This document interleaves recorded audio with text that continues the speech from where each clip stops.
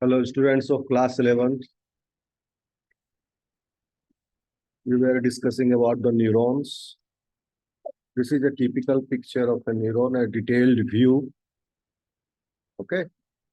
So this is a type of neuron, motor neuron, in which a long axon is seen here and a prominent soma with numerous dendrites. This is a typical example of motor neuron. Okay. In this picture, you can see from soma, there are many branches which are extruding. Okay, these are dendrites. There is further branching in the dendrite. Can you see this picture clearly? Is it visible? Okay. It is chocolate colored. This is plasma membrane. Okay. This is a three-dimensional view. Try to be shown in the two-dimension. So that's why you can imagine it like that. So it is covering it, and from there, some portion of the inside is shown to you. Okay, so this is plasma membrane. यहाँ से plasma membrane को काट के हटा दिया गया है और अंदर दिखाया गया है. Okay, three-dimensional view में you can imagine this. So you can find the rough endoplasmic reticulum here, arranged in as parallel cisternae, which is nasal body. Okay, written here. Many ribosomes clustered together as polyribosomes. These are the active sites of protein synthesis. Many negatively charged proteins are getting synthesized in the cytoplasm of neurons. Okay. So neurons are very actively engaged in protein synthesis. That's why it has a very high energy demand. Okay, neurons, as well as for the transportation, for the active transport of sodium and potassium ions that I will explain to you further. For those transports, a large amount of ATP is required. Okay. So ribosomes भी बहुत सारे हैं इसमें. You can see Golgi apparatus. This orange colored one is the nucleus. The green colored one is the nucleolus, where the ribosomal RNA is getting synthesized. Numerous mitochondria here in the picture, only two, but there are numerous. You can see microtubules are arranged, which is providing the shape of it. Okay, this neuron is in this shape. It is because of these microtubules and microfilaments arranged inside as a cytoskeleton. Okay. Some smooth endoplasmic reticulum is also fine. You can see here the synapse. These are all synapses. Okay. इसके पहले वाले neurons के axon का ये branching है, जो कि इसके डेंड्राइट के प्रोसेस में साइनेप्स के साथ इन्वॉल्व है, बनाया हुआ है. Okay. You can see here the axon hillock. Axon hillock is special in nature. Here there is a presence of high concentration of voltage gated channels. I will explain you. अभी आप इतना ही समझ लीजिए कि वैसे इस प्लाज्मा मेम्ब्रेन में, neuron के प्लाज्मा मेम्ब्रेन में, क्योंकि plasma membrane is here, it is lipid bilayer. If you know the plasma membrane is made up of lipid bilayer. Okay, lipid is fat soluble substance. It is electrically poor in conduction. Okay, plasma membrane से ये एक insulator है, क्योंकि lipid है की वजह से. Okay, तो इसके थ्रू इलेक्ट्रिकल कंडक्टेंस नहीं हो सकता है. ओके, लेकिन करना है इलेक्ट्रिकल कंडक्टेंस, तो इस प्लाज्मा मेम्ब्रेन को इलेक्ट्रिकली एक्टिव बनाने के लिए इसमें पंप्स हैं, protein pumps made up of proteins. And channels made up of proteins. ये पंप्स और चैनल्स हैं जिन्हें हम मुख्यतः जो है वह सोडियम पोटासियम पंप है। Okay, light has gone.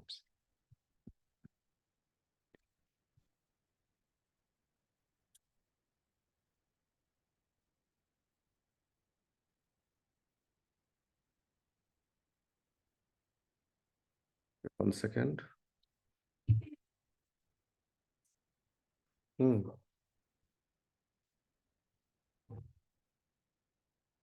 Energy energy का यूटिलाइजेशन सब जगह पूरा थ्रू आउट द लेंथ। ये पंप सोडियम पोटेशियम पंप्स जो है they require ATP to move in and move out those ions. I will explain you. अभी confuse करोगे, अभी आप इतना समझो। ये पंप्स, क्योंकि नाम ही पंप है, यह सोडियम पोटेशियम आयंस को अंदर और बाहर करता है, फेंकता है। Okay, pump out pump in करता है। तो उस pump out and pump in, it is an active process, so it requires energy. So ATP के रूप में वो एनर्जी प्रोवाइड किया जा रहा है, और वह पंप सबसे ज्यादा कंसंट्रेशन में है एक्सॉन हिलॉक पर। ठीक है, लेकिन यह पूरे एक्सॉन में है, पूरे प्लाज्मा मेम्ब्रेन में है न्यूरॉन्स के। ओके, डेंड्राइट्स में है, सब जगह है ये। हम सिर्फ इतना ही बताया कि हायर कंसंट्रेशन एक्सॉन में। समझे बात को? ये पंप पूरे प्लाज्मा मेम्ब्रेन में है। ठीक है, लाइट आएगा तो ये पिक्चर आप फिर से देखोगे। और क्या है इसमें, you can see here, if you बाद में पिक्चर में देखना, the axon is covered with, is surrounded with a special type of cell called Schwann cells. Okay,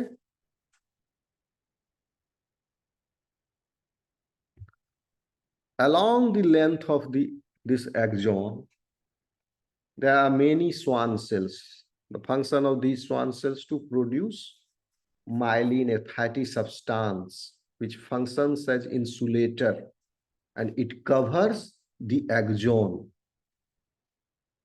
Plasma membrane of the axon is surrounded by this fatty substance which is secreted by this special cell, and this function as a insulating material to it, so that the nerve impulse flow straight forward, it does not diffuse. Okay, to protect it. हम क्या कह रहे थे कि यह plasma membrane insulator है, लेकिन ये इंसुलेटर की प्रोटीन पंप्स आयन चैनल्स की वजह से, क्योंकि चार्ज को ये फिर एक्टिवली फ्लो करा सकते हैं, इसलिए ये प्लाज्मा मेम्ब्रेन एक इलेक्ट्रिकली कंडक्टिव मेम्ब्रेन बन गया है। इस वजह से सोडियम पोटेशियम चैनल और पंप की वजह से। अंडरस्टूड? ओके, ठीक है। जब ये लाइट आएगा तो I will explain this in the picture. ये सेल्फ एक्सप्लेनेटरी फोटो है, आप इसको गौर से देखोगे, you will understand it. Okay, so क्या है कि एक्सॉन, फिर इसका मतलब बहुत ही लंबा है। तो डायमेंशन कुछ कुछ समझ लीजिए कि एक बात यह है कि सेंट्रल नर्वस सिस्टम के अंदर, यानी ब्रेन के अंदर और स्पाइनल कॉर्ड के अंदर जो न्यूरॉन्स हैं उनकी बात कर रहा हूं मैं। ठीक है, यानी ब्रेन के ग्रे मैटर में सेल बॉडी है, व्हाइट मैटर में एक्सॉन है। स्पाइनल कॉर्ड के भी ग्रे मैटर में सेल बॉडी, व्हाइट मैटर अंतर है। स्पाइनल कॉर्ड के भी अंदर में है, इंटीरियर में है ग्रे मैटर, और एक्सटीरियर पेरिफेरी में है व्हाइट मैटर। ब्रेन के ब्रेन के एक्सटीरियर में है ग्रे मैटर एंड इंटीरियर में है व्हाइट मैटर। तो सेंट्रल नर्वस सिस्टम में जो न्यूरॉन्स हैं उनके axons and dendrites are 1 micrometer thick in diameter. Only 1 micrometer thick in diameter. कौन? In central nervous system, the axons and dendrites both. 1 micrometer कितना हुआ? 10 to the power minus 6 meter.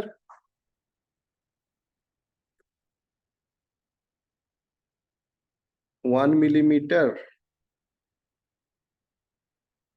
multiplied by 1 millimeter का 1000वां भाग, 10 to the power minus 6. ये सब confuse, मेरे को सब पता है लेकिन कंफ्यूज हो जाता हूँ कभी कभी.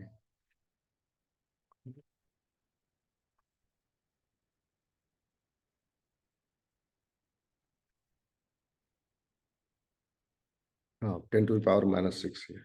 चलो. ये इतना है इसका डायमीटर. लेकिन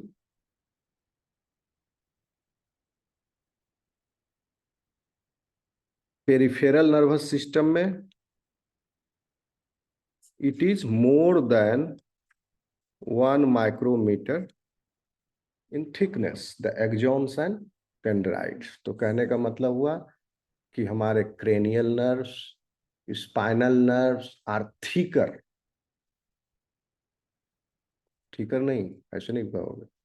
the neurons, the axons of the neurons belonging to spinal and cranial nerves are thicker in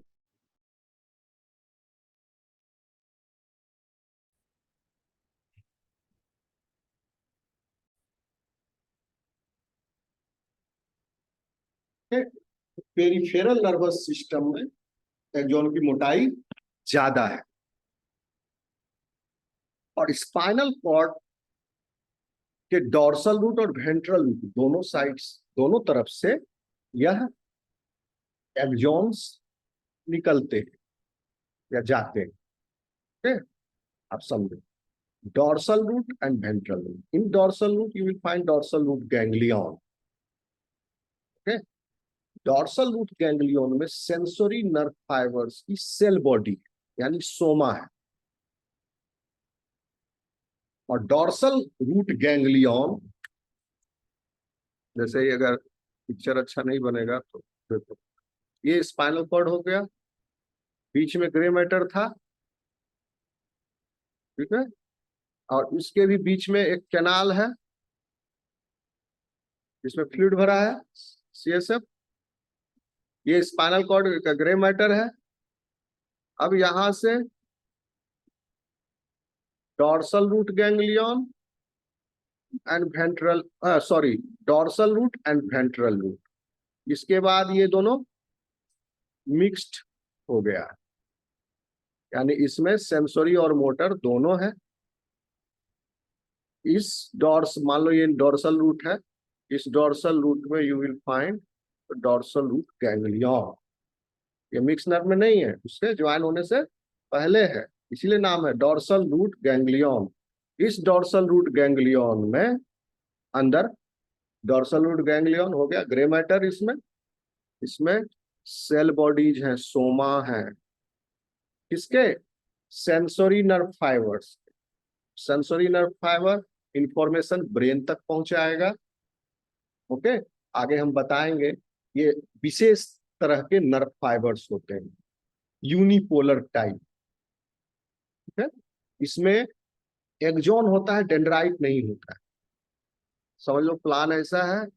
ये इसीलिए हम बताइए, दिस पिक्चर जो आप फोटो देख रहे हो किताब में, this is a typical picture, एक जनरलाइज पिक्चर एक न्यूरॉन का. लेकिन न्यूरॉन्स की बहुत सारी वेराइटीज हैं. जो यूनिपोलर टाइप न्यूरॉन है उसका प्लान है ऐसा. सेल बॉडी, एक सेल से एक्सॉन निकला, and this axon is divided into two. ये यूनिपोलर में भी एक विशेष टाइप का यूनिपोलर न्यूरॉन है, इसे हम स्यूडो यूनिपोलर बोलते हैं। यह हमारे पूरे स्किन से, मसल से, ये बहुत ज्यादा है संख्या। जो सेंसेशन रिसीव करते हैं, जो टच सब रिसीव करते हैं, यही न्यूरॉन रिसीव करता है। कैसे? इनका सेल बॉडी है गैंग्लियन, ठीक है, स्किन के नीचे नहीं है गैंग्लियन, वो नर्वस सिस्टम के नजदीक है गैंग्लियन। देख लो, स्पाइनल कॉर्ड के नजदीक है सेल बॉडी उसका। और यहां पर वो है, एक ब्रांच चला गया इसका ग्रे मैटर में, this side. So the axon is bifurcated, divided,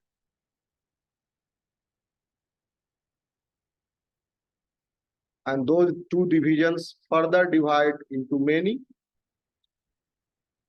So this one, this division, suppose this one has goes to the gray matter of the spinal cord, this one goes in the mixed nerve, गया। ये reason बहुत लंबा है, चलते गया skin के पास जाकर के ब्रांच हुआ, ये मसल के पास जाके ब्रांच आउट हुआ, ज्वाइंट्स में हुआ, सब जगह ये सप्लाइड है इस टाइप का नर्व। हम ये टिपिकल नर्व बता रहे हैं। और आप ये जान लीजिए कि लास्ट में सोचिए, जिराफ एनिमल कितना लंबा होगा उसका एक्सॉन, यही एक्सॉन जो होगा उसका कितना लंबा होगा। सपोज अगर ये कॉकिजियल है, लास्ट वाला स्पाइनल नर्व 31st वन, और वो L2 से ट्रेवल करते हुए कॉकिजियल से निकला वर्टिब्री से, और फिर throughout the hind limb, it goes to the tip of that limb, that is toe. See how long it is. See the giraffe का गर्दन, neck, how long it will be.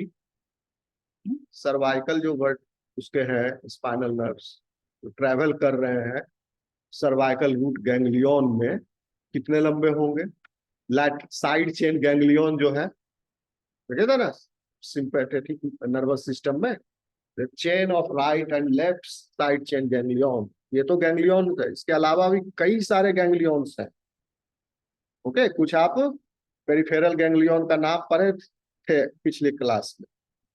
Okay, बहुत सारे हैं, numerous ganglions are there, and these ganglions are the sites where the cell body resides, soma.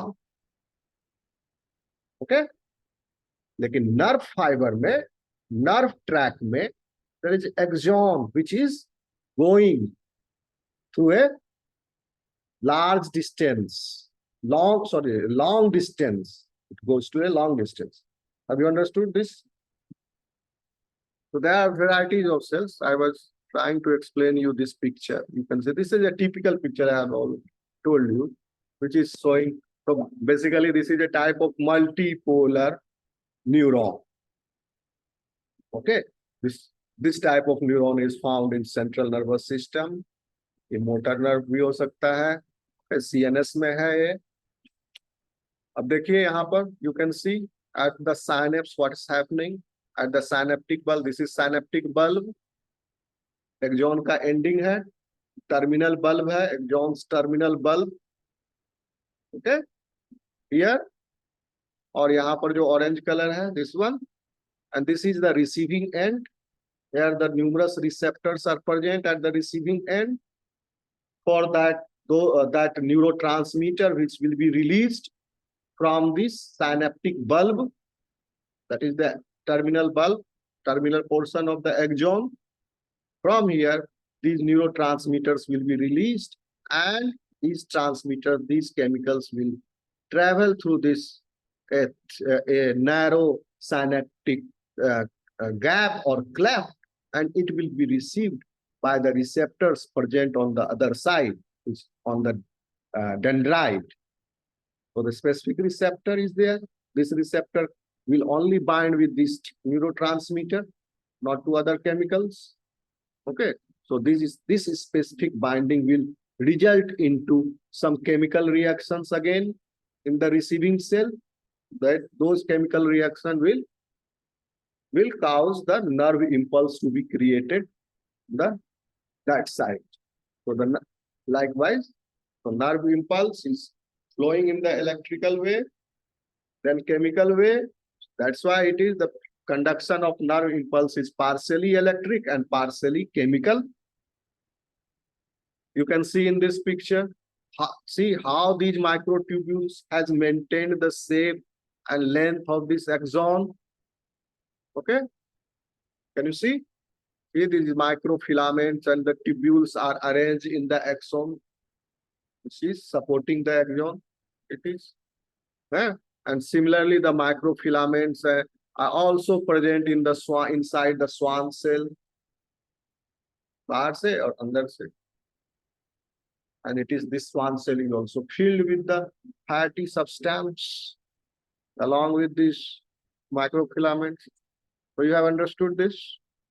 Hmm?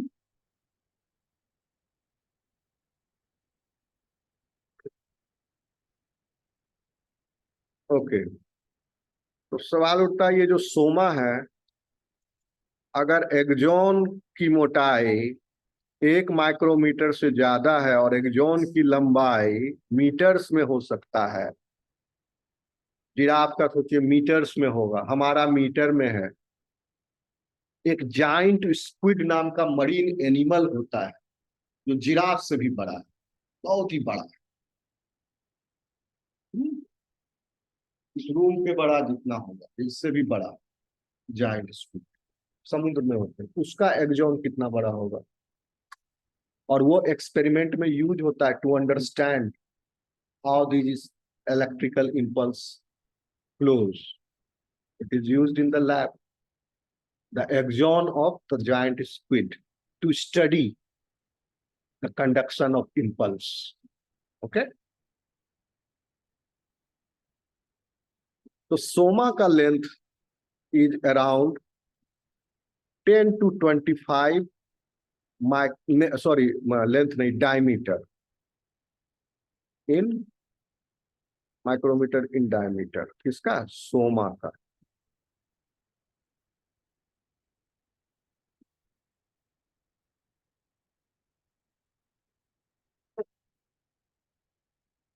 Okay.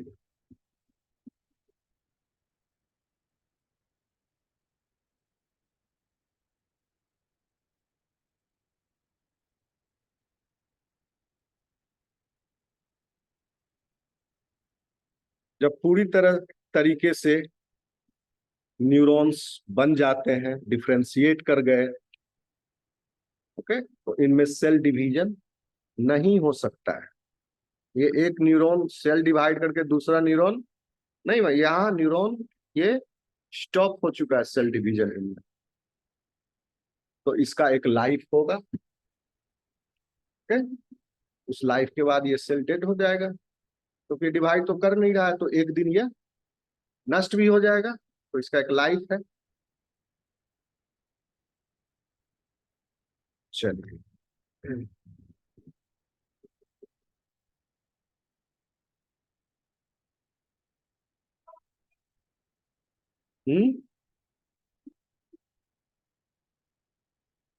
देखिए, the study नहीं, the study is going on, but we do not understand it fully. How neurogenesis happens. Neurogenesis means the formation of neurons. Genesis. Okay. It is formed from the neural stem cells. Neural stem cells आपको बताए थे, neural stem cells से ये बनता है, से neurogenesis होता है। ओके, ये न्यूरल स्टेम सेल से न्यूरोजेनेसिस हो रहा है foetal life, in the growing age, जब कम एज है तब ये हो रहा है। इससे बनता है न्यूराइट, न्यूरल स्टेम सेल से partially differentiated neural sales, but if this neurite still does not have any dendrites and axon in it, it does not look like neuron. The neurite further differentiate into the neurons. Okay, so this happens during the development of the animal. But once the developmental stage is reached, the animal has reached its adulthood, then this neurogenesis stops. But we cannot say it clearly and confirmly. In neurogenesis does not happen in adults. We cannot say 100% that it does not happen in adults. That means we do not have enough information regarding this, but it is suspected that it happens. The generation of neurons, I don't want to go that deep into that. Okay, बस ऊपरी तौर पर आप ये समझ लीजिए कि neurons का जनरेशन होता होगा, ये साइंटिस्टों का कथन है। ओके, क्योंकि हमारे पास कंप्लीटली एविडेंस नहीं है कि इसका नहीं होता है जनरेशन। ओके, क्यों? क्योंकि बहुत ही अजूबा है नर्वस सिस्टम। क्योंकि ये तो चाइल्डहुड में देखा जा रहा है कि ऐसा न्यूरल जेनेसिस हो रहा है। Okay, what happens in adulthood? What happens after the central nervous system has grown fully? Suppose a person meets an accident and his nerves get damaged. Is it that his nerves will never be repaired? Is it so? No.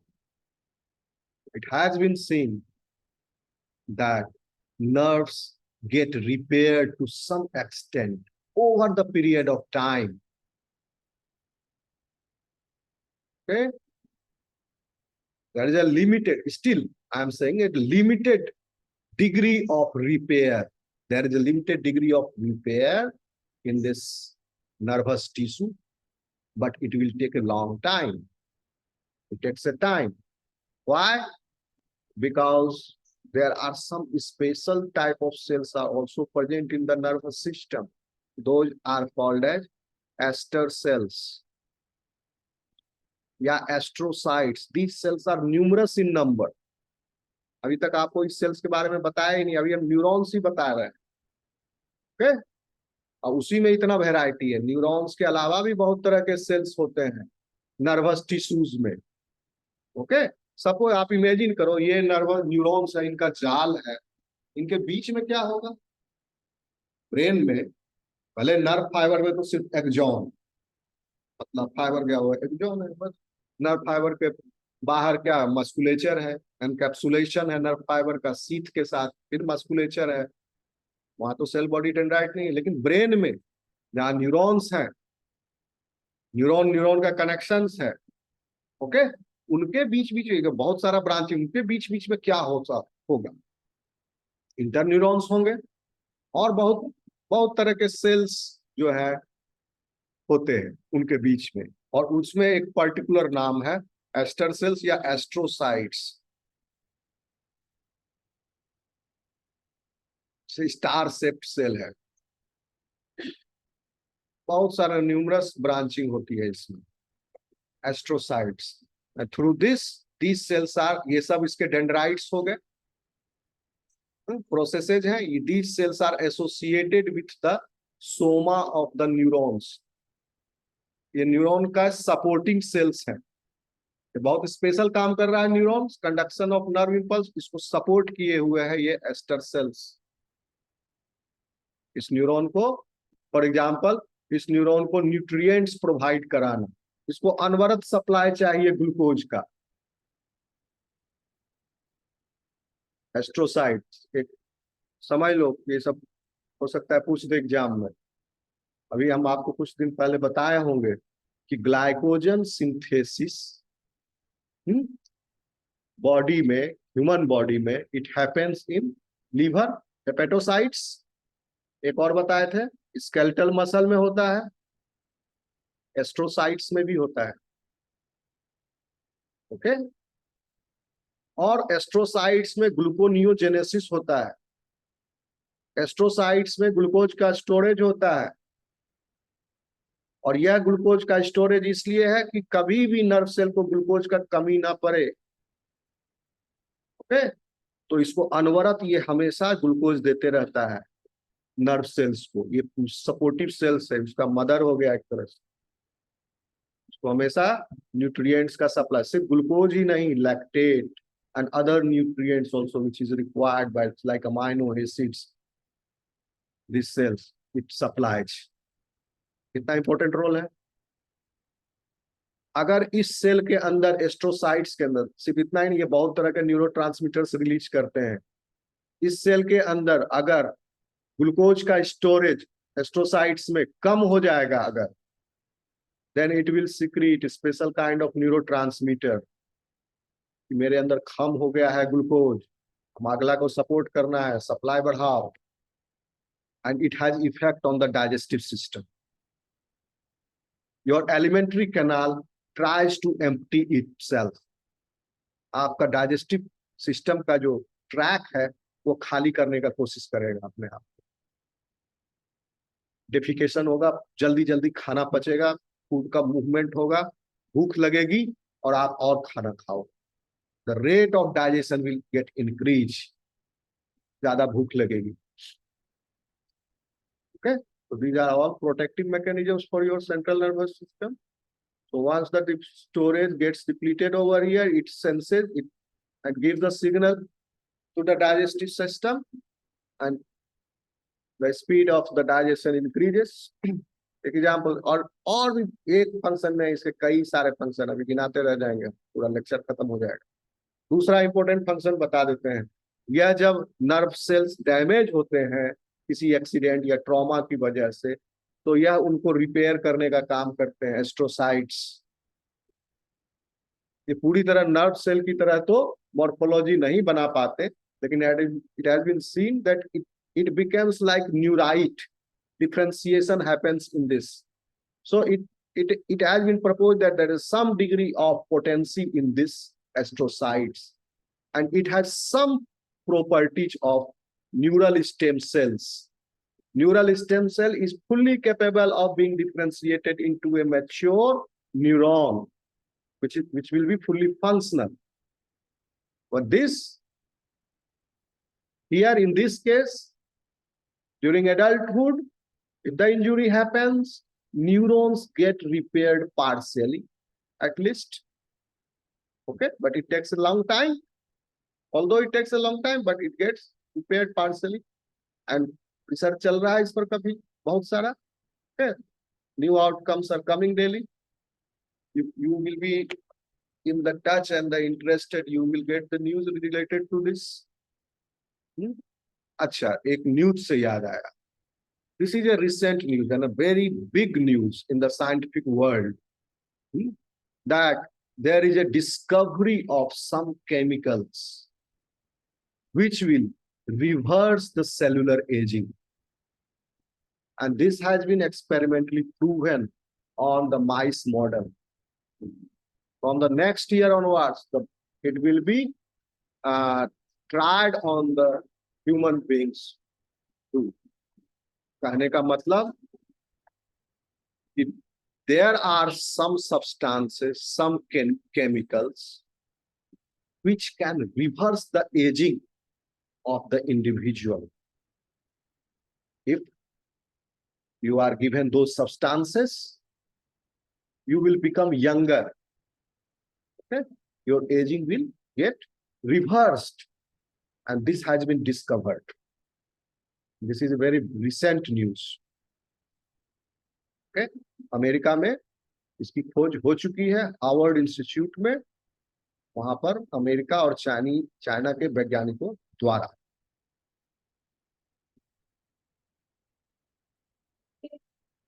देखो, उन्होंने खोज कर लिया है 6 ऐसे chemicals का।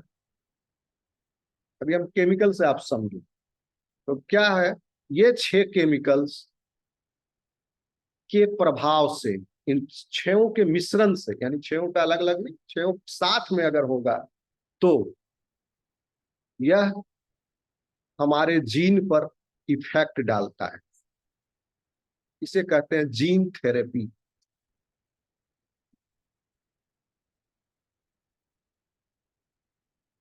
पहले यह माना जाता था कि जो उम्र बढ़ती है, एजिंग जो होती है, वह डीएनए डैमेज होने की वजह से होती है। एक फैक्टर बताए थे कि डीएनए में डैमेज होते रहता है continuously. All those damages are not get repaired.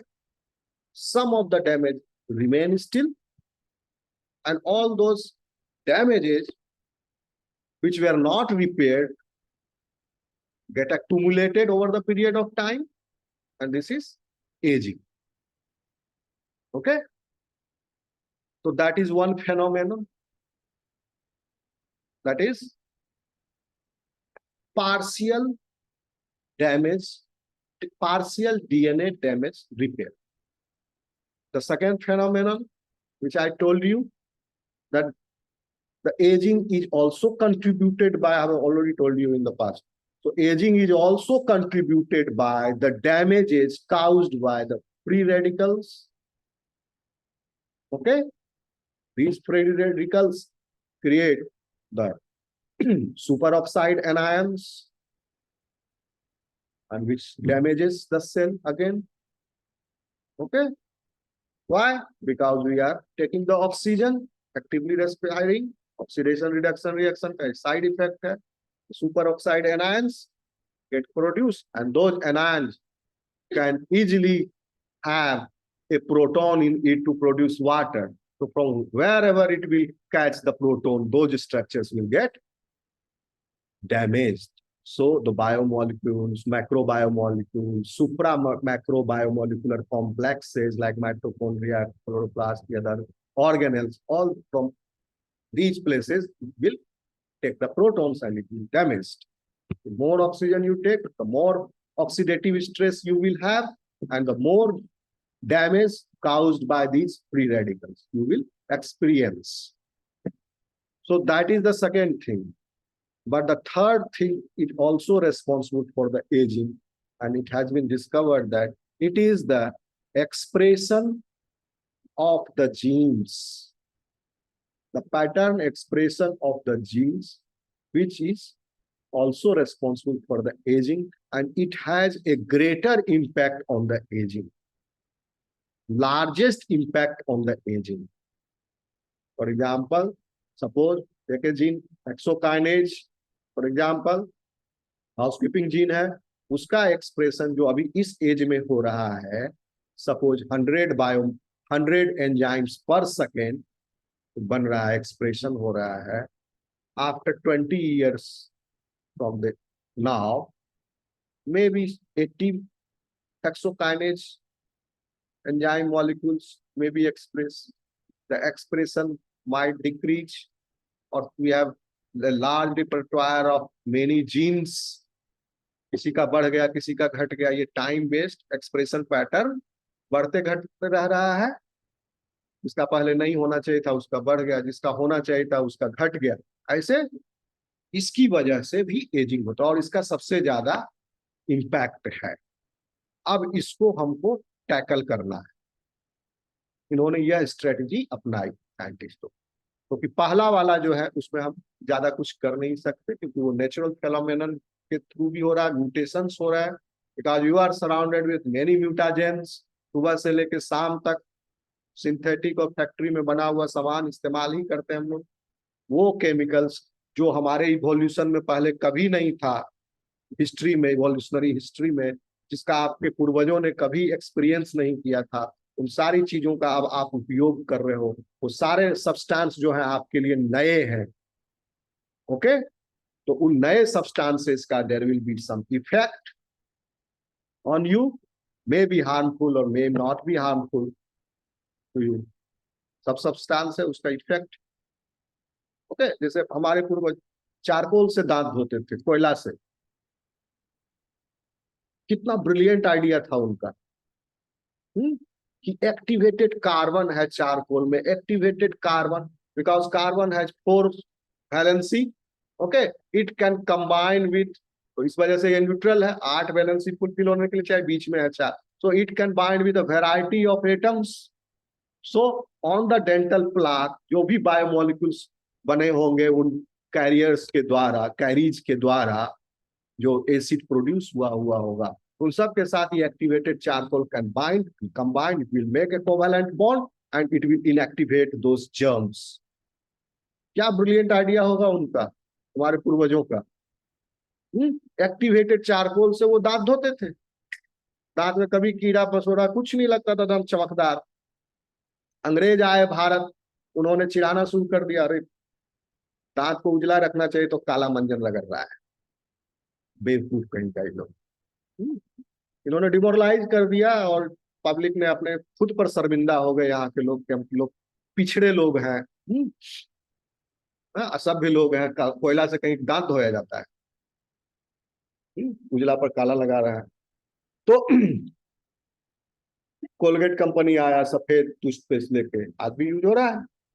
अब कोलगेट चारकोल मिला रहा है, एड में भी देखोगे, added activated charcoal in it, add करता है कोलगेट, जो कि बहुत पहले से था, पूर्वज इस्तेमाल कर रहे थे, आप उसको छोड़ दिए, कोलगेट इस्तेमाल कर रहे हैं, न्यू केमिकल है, नया सब्सटेंस है, आपके बक्कल कैविटी में इंटरेक्ट करेगा ही करेगा, उसका साइड इफेक्ट होगा ही होगा।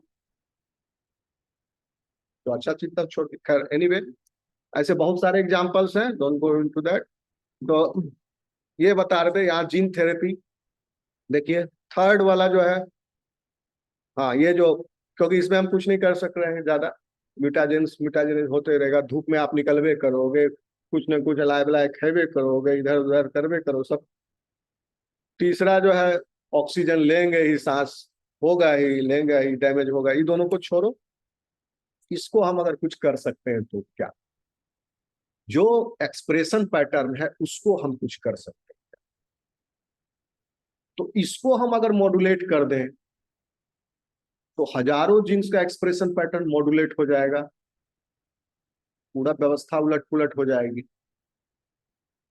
तो इसके मैकेनिज्म को समझा गया कि how does the nucleus senses it, the pattern of nuclear expression. इसका एक अलग मैकेनिज्म कि कुछ मॉलिक्यूल्स के द्वारा वह सेंस कर लेता है कि पैटर्न ऐसा है, जीन एक्सप्रेशन पैटर्न का किसी दूसरे जीन के प्रोडक्ट के द्वारा वह सेंस होता है। एंड दो genes are embryonic genes, and those genes are active during embryonic fetal life. So हम क्यों नहीं एम्ब्रॉयनिक जीन को टारगेट करें and activate those embryonic genes during adult life. In the adults, activate those embryonic genes. Then what will happen? The person will get new structures. Okay. If the person is having the spectacle, his eyes will get repaired. If the person is bald, he will have new hairs. The skin wrinkles will go. Okay, and it has been seen in the rat. The gene therapy of the embryonic genes causes the reversal of the cellular aging. क्योंकि आप ये भी physics के हिसाब से सोचो, जो चीज ऊपर फेंक सकते हो नीचे भी आ सकती है, जो चीज फॉरवर्ड जा सकती हो बैकवर्ड भी आ सकती है। जब एजिंग फॉरवर्ड हो रहा है तो बैकवर्ड भी हो सकता है। दुनिया में सब कुछ संभव, जो आगे हो रहा है वो पीछे भी हो सकता है, सिर्फ। अच्छा, तो ये हुआ डिस्कवरी, तो 6 केमिकल्स खोज हुई, and these are basically transcription factors. Okay, and these transcription factors activate the embryonic genes, and now the embryonic gene expression will take place and the cellular reverse age reversal is now the dream which will come true in the near future. And this has been successfully tested in the rats. Yes, it is the limit. I will show you. This has been published. Where is my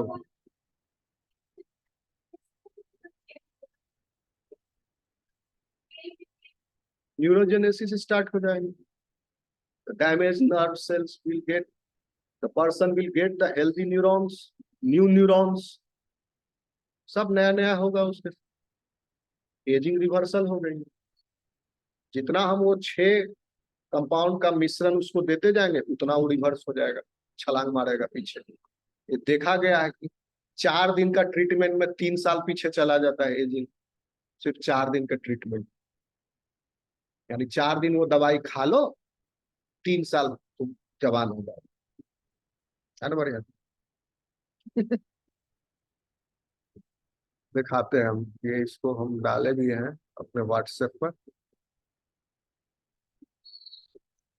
एक, अरे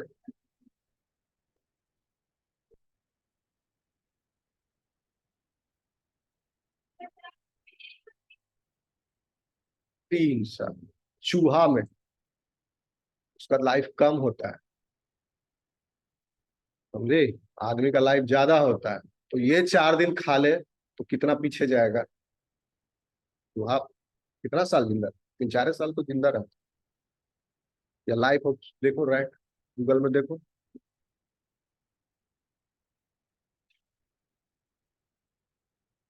तो अपने घर में बुजुर्गों को बता सकते हो कि ये जो फॉर्मूला है अमेरिका के पास है, बाहर वो किसी को देगा नहीं. अगर ये मार्केट में अवेलेबल हो गया तो तबाही मच जाएगा ना.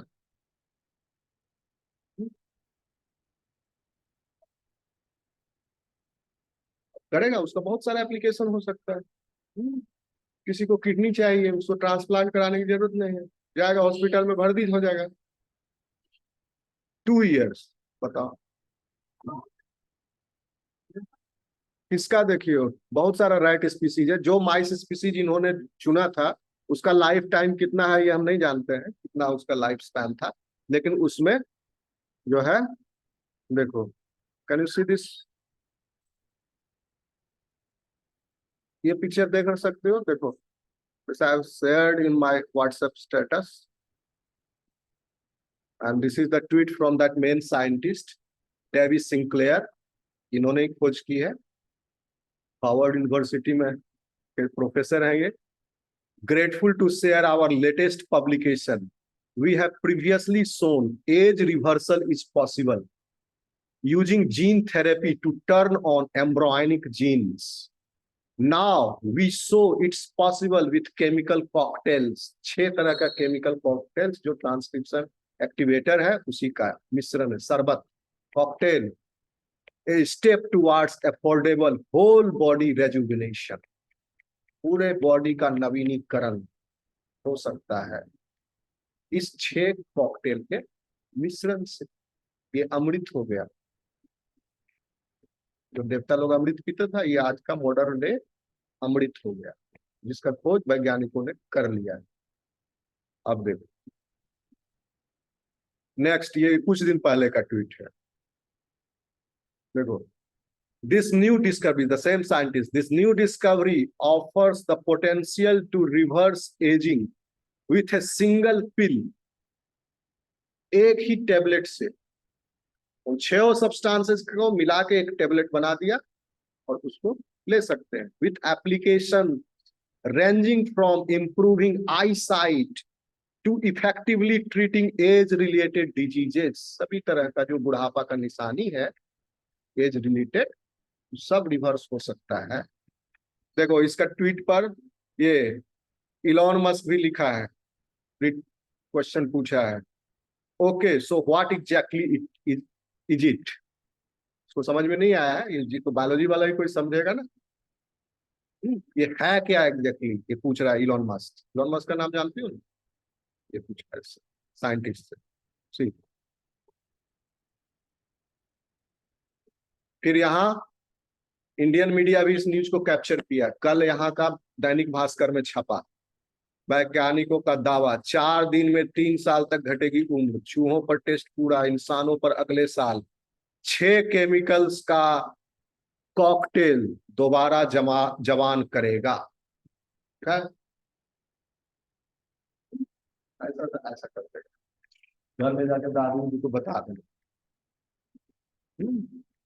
मेरा व्हाट्सएप स्टेटस में होगा, वहां से स्क्रीनशॉट ले लेना, बता देना कि हो गया।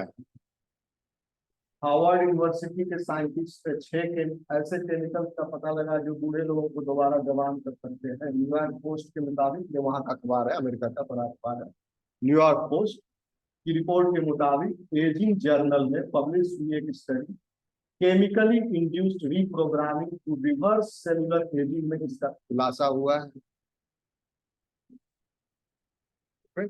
So this is the great news from the therapeutic point of view, from the cosmetic point of view। अब जो हीरोइन के पास बहुत पैसा है, मान लो 6 करोड़, इस कॉकटेल का दाम होगा 50 करोड़ रुपया, मान लो, कौन खरीदेगा इसको? अंबानी खरीदेगा, हम लोग तो नहीं खरीद सकते। तो पहले तो ये पैसा कमाएगा, क्योंकि इसको खरीदने वाले बहुत मिल जाएंगे। दुनिया में बहुत लोग, जितना भी दाम रखेगा उतना देने वाला मिल जाएगा। कंट्री का कोई father figure, president, prime minister, जो तानाशाही कंट्री सब है, चाइना का प्रेसिडेंट, वो तो चाहेगा हम पी लें इसको। सब दिन चाइना का प्रेसिडेंट बना हुआ है। अब देखो क्या होता है आगे, आ जाएगा। हम लोग कॉपी करने में माहिर हैं, हम लोग रिवर्स इंजीनियरिंग करते हैं। चाइना भी रिवर्स इंजीनियरिंग करता है, जैसे कोई सामान मिल गया, चाइना सबसे माहिर है रिवर्स इंजीनियरिंग में। उसको नहीं पता है सामान कैसे बनता है, लेकिन वो मिल गया उसको, अब उसको पूरा चीर फाड़ तोड़ फोड़ करके वो पैक पैक करके कौन चीज कहाँ जुटा था, कैसे था, क्या था, और फिर वो बनाएगा तो नया सब्सटेंस। वो रिवर्स इंजीनियरिंग करके अमेरिका ने आविष्कार किया सब चीजों, मोबाइल अमेरिका आविष्कार किया, लेकिन सबसे ज्यादा बनता है चाइना में अभी। तो चाइना सीखा उसी को रिवर्स इंजीनियरिंग करके। अमेरिका का फाइटर प्लेन कहीं गिर गया अफगानिस्तान में, वहां से उसको चुरा लिया, अफगानिस्तान से मांग लिया, उसका टूटा फूटा पुर्जा, उसको देख के सीख के रिवर्स इंजीनियरिंग करके वो भी बना लिया प्लेन। बहुत चालाक है वो, तो ऐसे करता है। anyway, तो और क्या है आगे? हाँ, ये उसका लिंक है। ये तुम पूरा अगर वो आर्टिकल पढ़ना चाहते हो कि उन्होंने कैसे पूरा किया है एक्सपेरिमेंट सारा, ये एब्स्ट्रैक्ट है। इंट्रोडक्शन, देखो टाइटल है chemically induce reprogramming to reverse cellular ageing. Chinese scientist ही है, जे हुआन यांग, जो अमेरिका में काम कर रहा है, अमेरिकन चाइनीज है। उसके बाद ये सब वाइट है, क्रिस्टोफर थॉमस, मारिया, ये सब अमेरिकन साइंटिस्ट। उनका ये पेपर है, रिसर्च पेपर, ये रिजल्ट्स, इन रिजल्ट्स के माध्यम से, ओके, ये सब नहीं समझोगे आप। ईजीएफ, ग्रीन फ्लोरोसेंट प्रोटीन, ये सब मार्कर है, इनको मर्ज करके ये नहीं समझोगे अभी। फाइब्रोब्लास्ट, ये सब रिजल्ट है उनका। हाँ अभी, हाँ एक पौधा है जो हिमालयन क्षेत्र में पाया जाता है, और उस पौधे का एक्सट्रैक्ट जो है बहुत ही अच्छा एंटी बैक्टीरियल है, एंटी फंगल है, एंटी पैरासिटिक है, ठीक है? वो बैक्टीरिया को मारता है, तो वो एज ए मेडिसिन के रूप में वो यूज किया जा सकता है उस प्लांट का एक्सट्रैक्ट। यही था, उसको हम लोगों ने दिखाया कैसे ये एंटी कैंसरस भी है, एंटी कैंसरस भी है, कैंसर के सेल्स को मारता है, बैक्टीरिया को मारता है, फंजाई को मारता है। तो अच्छा है हमारे लिए, हमारा बेनिफिट हो सकता है उससे। तो देखो ये पूरा पेपर है उनका, क्या चीज? पता मतलब?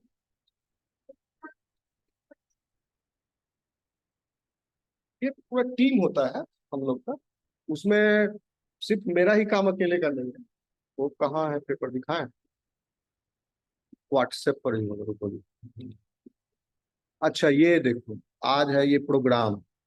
कितना टाइम हो गया? 7:30। ये कॉलेज में है, I am the chair person. अपन को करना है competitive examination and career opportunity after graduation and post graduation in science. Okay, so I will explain there today, 12 बजे से 18 जुलाई।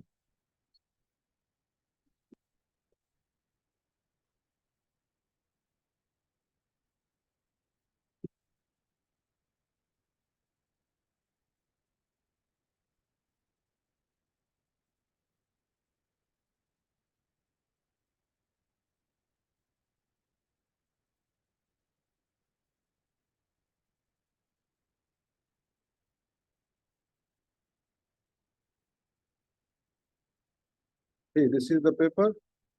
Oh,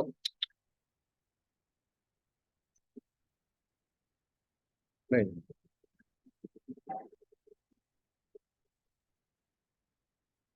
मेजर फिनोलिक कंपाउंड्स, वो phenols. Okay, and those compounds are antioxidant, यानी एक तरह से विटामिन भी है, फायदा पहुंचा रहा है हमारे सेल्स को, क्योंकि ये एंटीऑक्सीडेंट क्या करते हैं, फ्री रेडिकल्स के साथ बाइंड कर जाते हैं। इसलिए एंटीऑक्सीडेंट हमको खाना चाहिए। हमारा जो फ्री रेडिकल प्रोड्यूस हो रहा है बहुत ज्यादा, हम जितना एंटीऑक्सीडेंट खाएंगे वो उसको न्यूट्रलाइज कर देगा। ठीक है ना? जैसे विटामिन सी, विटामिन ई, बहुत ये एंटीऑक्सीडेंट, इसीलिए खाया जाता है। एंटीऑक्सीडेंट एंटी माइक्रोबियल भी है, साइटोटॉक्सिक भी है, सेल के लिए टॉक्सिक है, कैंसर सेल्स के लिए antimicrobial. And the plant's name is selinum carvifolia, folia. देखिए, सेलिनम कार्बिफोलिया, ये प्लांट का नाम। Selenium कार्बिफोलिया।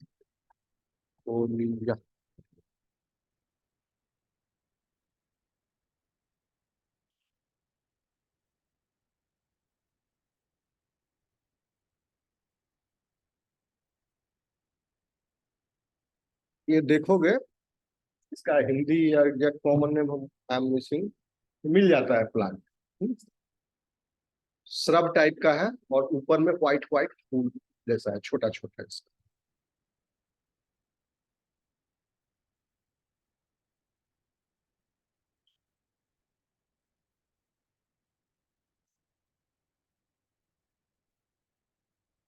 This is that plant.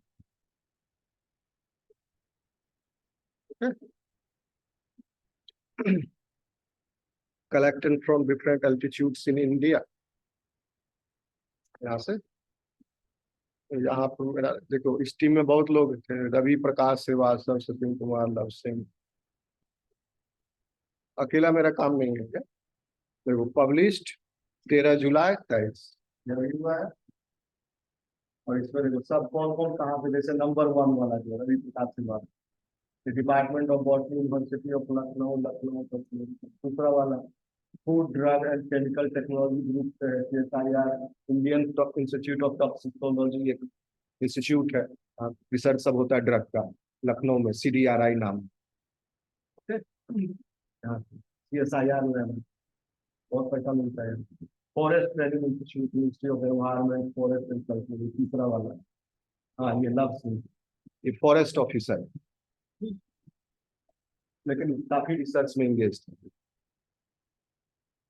ये मेरा फ्रेंड है, इसी ने मेरे को कांटेक्ट किया था कि मेरे को कुछ कैलकुलेशन पार्ट था वो हो नहीं रहा था, तो my part is that, course department. आप 4 लिखा है, कोर्स नंबर पूरा है। ठीक, तुम लोग को समझ में अभी नहीं आएगा ये सब। स्टडी हुआ और लास्ट में कंक्लूजन देखिए ऐसा हो रहा है। There means cytotoxic activity, antimicrobial activity, antioxidant activity in the extracts of this plant, selenium plant. Okay? और वह leaf extract, root extract, stem extract, इस एक्सट्रैक्ट में सबसे ज्यादा वो एक्टिविटी है प्लांट के किस हिस्से में? तो have been found that leaf extract में सबसे ज्यादा वह फेनोलिक कंपाउंड्स है। Okay?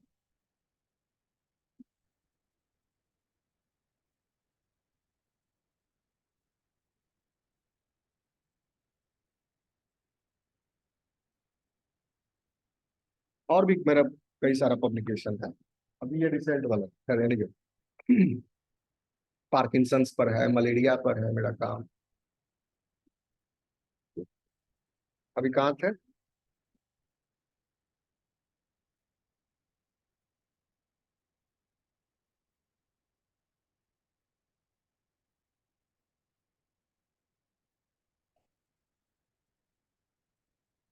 Hmm.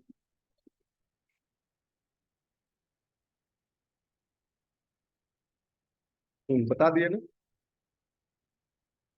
During development it is happening, neurogenesis the full extent, but during childhood, but after attaining the adulthood, if the person meets the trauma or injury or accident, if it meets, the nerve cells get damaged and there is limited or partial regeneration of neural cells has been seen.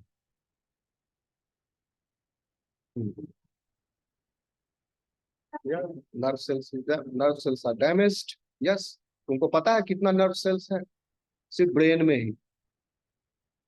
कितना neurons है? बहुत ज्यादा है, 86 billion. 86 billion यानी 8.6 multiplied by 10 to the power 11 brain के अंदर। Spinal cord में भी होगा। सब 86 बिलियन का एक्सॉन्स है। ठीक है, अब वो 86 बिलियन में 10,000 डेड हो गया तो कितना फर्क पड़ेगा? उतना ही फर्क पड़ेगा जैसे बाल्टी से एक चम्मच पानी निकाल दिए। लेकिन वो 1,000 सेल्स किसी इंपॉर्टेंट सेंटर पर है, रेस्पिरेटरी सेंटर जो पॉन्स में है, वहां वाला 1,000 डैमेज हो गया तब फर्क पड़ जाएगा। लोकोमोटरी सेंटर में है जो पेराइटल लोब कॉर्टेक्स में प्रेजेंट है, the region number 3, if you recall that yellow portion I have seen shown you. क्योंकि वह रीजन खुद ही एक तरह से बहुत डेंस रीजन है, उसमें भी सब सेंटर्स हैं, for the movement in neck, for the movement of soldier, for the movement of limbs, upper limb, lower limb, abdomen, thoracic region, सारे टंग के मूवमेंट का न्यूक्लियस, सब मूवमेंट जितना हो रहा है ना, सबका न्यूक्लियस है उसमें, उतने ही में सब कर सकते। कहाँ का डैमेज हुआ? वो ऑर्गन अफेक्ट हो जाएगा क्योंकि मोटर एरिया है, वहां से सिग्नल जा रहा है, मोटर नर्व पूरा एक्सॉन ट्रेवल करेगा वहां से, नर्व से। कहाँ डैमेज हो रहा है उस पर फर्क पड़ता है। ऑप्टिक नर्व डैमेज हो गया, vision will get disturb. Okay, the person may have the distort, थोड़ा डैमेज हुआ, हल्का डैमेज है, nerve, person may have distorted images like this, may see the images but the distorted images, the blur images, or no image if it is damaged subsequently significantly, if it is damaged. Okay, चलो आगे बढ़ते हैं। क्या time हो गया? 7:30, 15 minutes more, तो आज थोड़ा काम है।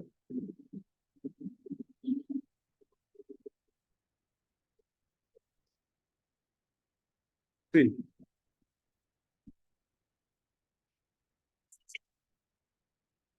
चलो हम आपको अच्छा, सेल्स का भी क्लासिफिकेशन नहीं हुआ है ना। Types of neurons, in short आप समझ लीजिए इनका द स्ट्रक्चरल क्लासिफिकेशन, और जान लीजिए कितने तरह के न्यूरॉन्स देखे जाते हैं नर्वस सिस्टम में। यही में प्राइमरी सेल है। अब कितने तरह के एस्ट्रोसाइट्स देखे जाते हैं हम नहीं पर उसमें इंटरेस्टेड है। बस एस्ट्रोसाइट्स एक तरह का आप जान लो, दैट्स ऑल। ये प्राइमरी सेल्स का ही कई वेराइटीज है। सो सी, some cells are unipolar,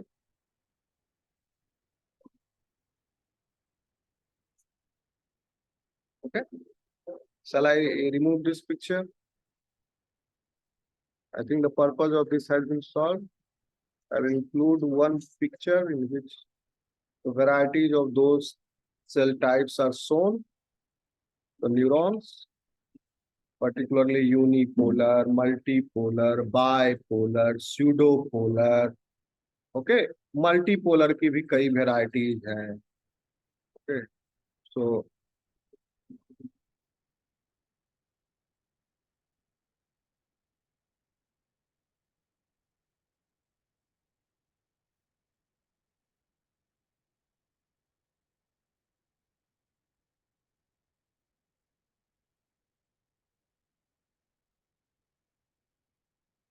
see the unipolar. Can you see this one?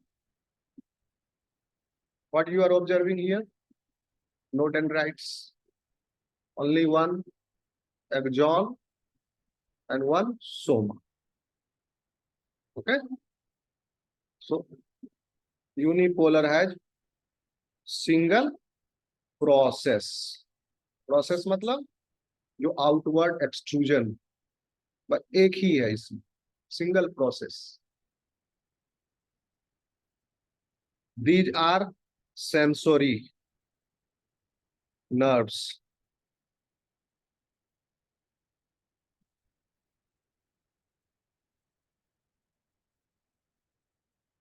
Okay. So there you can say this as axon or dendrite. Okay. Sometimes it is because the information is received through this branching here. What is axon? Axon is the longest dendrite. Okay. So here you see it has extensive branching. Okay. And this branching receives the sensory information. It receives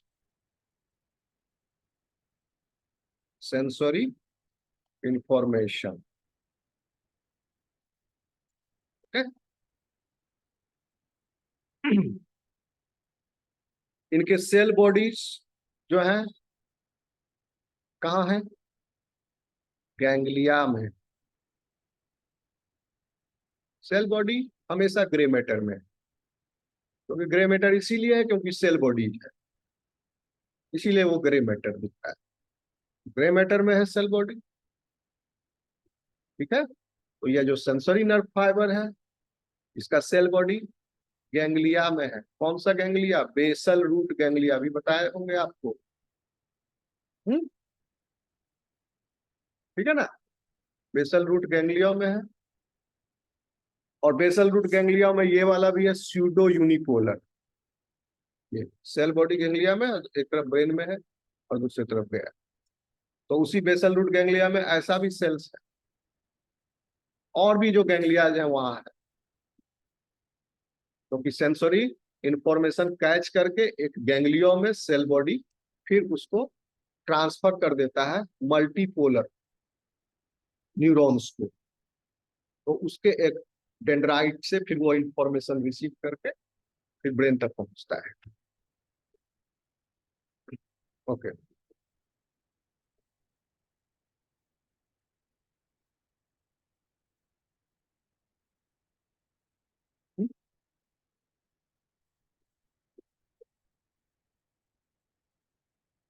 So it is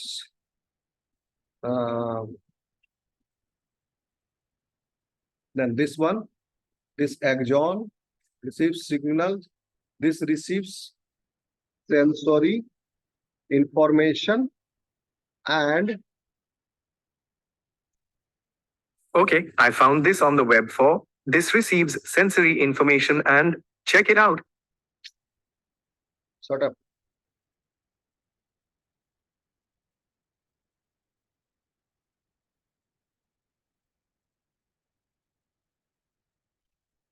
these type of neurons are found in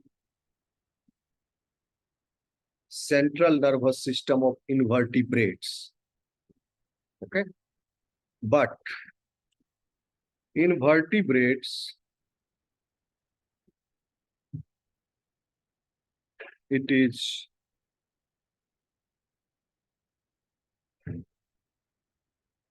found as unipolar brush cells in mammals की बात कर रहा हूं इन cerebellum cerebellum में है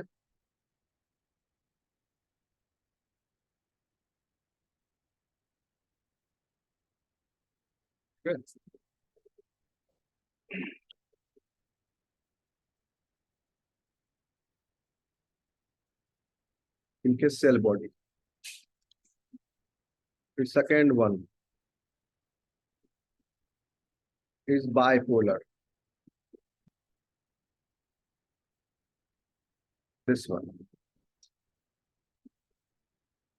So in bipolar, you have what? One axon,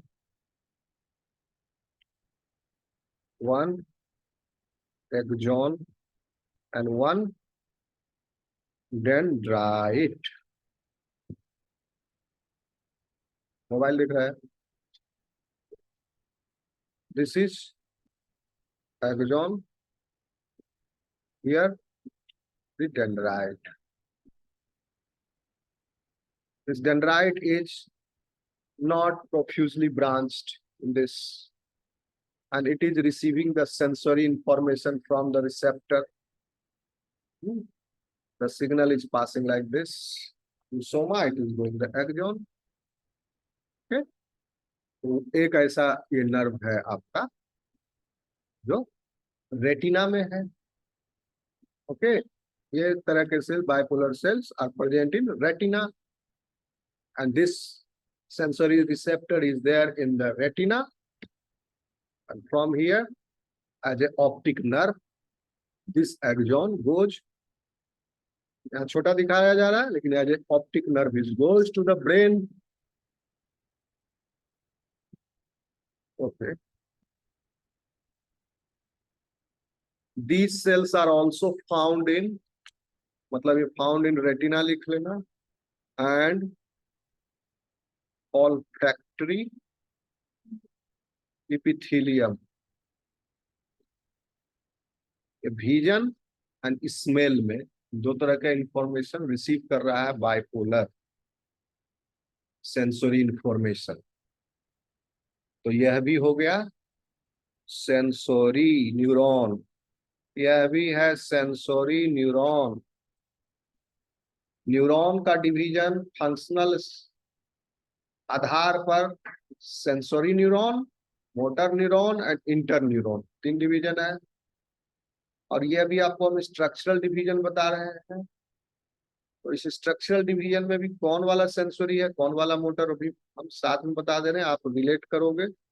unipolar जो है sensory है, बायपोलर भी सेंसरी है, स्यूडो यूनिपोलर सेंसरी है, मल्टीपोलर मोटर है. Okay, so it is present in here. अब आप देख लीजिए बायपोलर से विजन और स्मेल आ रहा है, एंड यहाँ से टच की सेंसिटिविटी आ रही है, टेस्ट की आ रही है, स्यूडो यूनिपोलर से ये सब इसके थ्रू आ रहा है. तीसरा स्यूडो यूनिपोलर। स्यूडो का मतलब जानते हो? फॉल्स। कोई भी वर्ड के आगे स्यूडो यूनिपोलर लगा दे, ठीक है, फॉल्स, झूठा। तो आप देखिए ये बीच में क्या आ गया, सोनी जी, तो ऐसा ही है।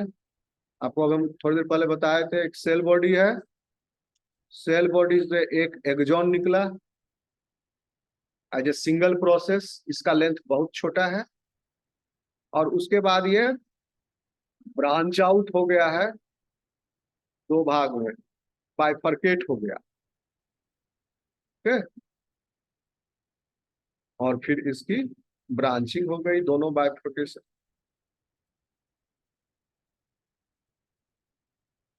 You can see in this picture, this again is sensory.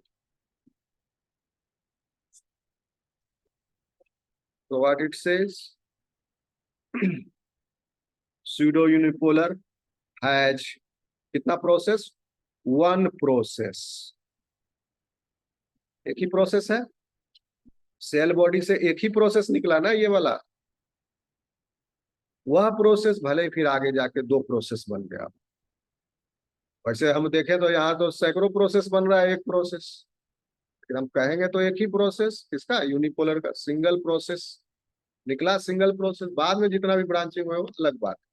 यहाँ से भी सिंगल प्रोसेस निकला, बाद में ब्रांचिंग हुई, one process. It has one process and this process serve as both axon and dendrite. Okay, यहाँ से सेंसेशन रिसीव किया, ये डेंड्राइटिक हो गया ये process, and the signal has flown in this direction. The same process is axon, यहां से receive किया और ऐसे चला गया। साइड में सेल बॉडी है, उसको मटेरियल सप्लाई करते रहने के लिए, सेलुलर नीड को पूरा करने के लिए, सीधा कंडक्शन। तो pseudo unipolar, so these type of receptors are found in skin. Okay? चौथा मल्टीपोलर, है ना, मल्टीपोलर।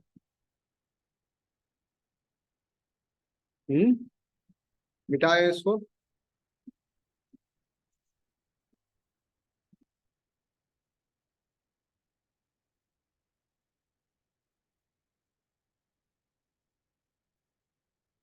मिटा दो। मल्टीपोलर, सी, ये मल्टीपोलर, बार बार डायग्राम में आप इसी को देख रहे हैं, है ना। देखिए इसमें क्या है, एक्सॉन कितना है, कितने प्रोसेसेस हैं? Several processes. इस सोमा से बहुत सारा प्रोसेस निकल रहा है, तो इट है सेवरल। देखो यहाँ पर सोमा से एक प्रोसेस निकला, इसलिए यूनिपोलर नाम है। दो प्रोसेस निकला, इसलिए बायपोलर है। स्यूडो यूनिपोलर है, यानी यूनिपोलर जैसा दिख रहा है, लेकिन ये स्यूडो है, झूठा है, ठीक है, क्योंकि सेल से एक ही प्रोसेस निकला, इस आधार पर यह यूनिपोलर है, लेकिन इसमें फ्लो जो है बायडायरेक्शनल है, ठीक है ना। ये एक ही प्रोसेस निकला, इसके आधार पर ये यूनिपोलर, स्यूडो यूनिपोलर। और मल्टीपोलर, सो मल्टीपोलर में you have several processes and one such a big, the biggest, the longest process is the axon. Several processes it has 12 processes. Okay, so particularly one axon and two or more, दो या दो से अधिक dendrites it has। और एक scientist थे Golgi साहब, उन्होंने इस मल्टीपोलर न्यूरॉन्स को फिर दो भागों, दो स्ट्रक्चरल क्लासिफिकेशन उसका दिया था। सम neurons have short axon and some has very long axons. Okay, so this multipolar,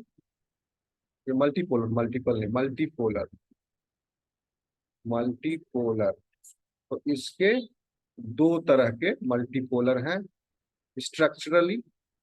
जैसे एक का नाम है गोल्गी 1 मल्टीपोलर सेल्स, दूसरे का नाम है गोल्गी 2 मल्टीपोलर सेल्स। मल्टीपोलर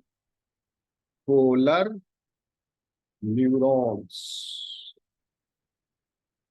या multipolar nerve cell.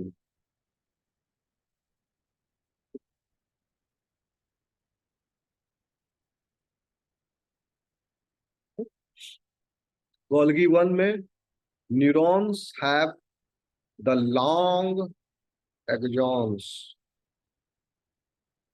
Golgi 1 multipolar cells. Golgi 2 has the neurons where the axonal processes are short. Okay? Axons are short and ending locally. बहुत दूर तक ना जाके वहीं पर एंड हो जा रहा है, उसी लोकल एरिया जहां पर सोमा है, छोटा है। ओके, अब ये गोल्गी 1 एमएनसी के भी बहुत सारे वेराइटीज हैं। हम आपको सिर्फ डाइवर्सिटी बता रहे हैं, नाम से सुन लो, बहुत अच्छा है, याद हो जाए तो पूछ सकता है मेडिकल, सब सिलेबस में आएगा है। क्योंकि अगर वो सिलेबस में लिख दिया नर्वस सिस्टम, तो अब आपका दायित्व है इसके बारे में जितना ज्यादा से ज्यादा आप जानो, वहां से पूछ सकते हैं। हम जो भी बताते जा रहे हैं वो सब आपको जानना जरूरी है। लॉन्ग एग्जाम्स देखिए यहाँ पर, इसमें भी वेराइटी है, कई तरह के ये मल्टीपोलर गोल्गी 1 सेल्स है। एक है पिरामिडल सेल्स, पिरामिडल सेल्स ये कॉर्टेक्स में है, सेरेब्रल कॉर्टेक्स में। सेरेब्रल कॉर्टेक्स में मल्टीपोलर सेल्स है। ओके, मल्टीपोलर सेल्स में भी पिरामिडल टाइप के सेल्स हैं। पिरामिडल सेल्स का सेल बॉडी ऐसा होता है, तिकोना, ट्रायंगल के जैसा, और बहुत सारे डेंड्राइट्स और एक axon, like this the neurons will be there. Brain का मेन सेल जो है।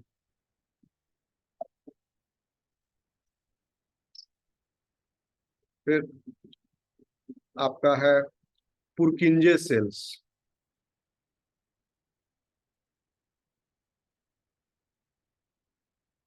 हार्ट में पढ़े थे पुरकिंजे फाइबर्स। तो यहाँ नाम पुरकिंजे आपके लिए नया नहीं है, आपको हम बताएंगे अभी आगे पुरकिंजे सेल का काम। और भी anterior horn cell present in the spinal cord. Golgi 2 MNC का एग्जांपल हो गया। तो best granule cell, granule cell.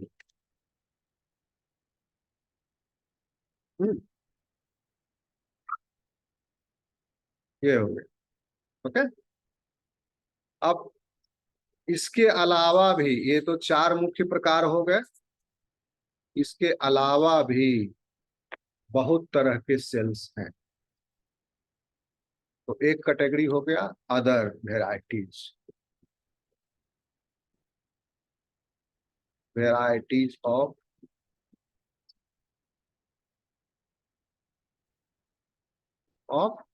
Neurons found in our body. ठीक है ना, 5 वेराइटी बता दिए। तीन वेराइटी है और इसकी दो वेराइटी, देखते जाइए। Basket sales,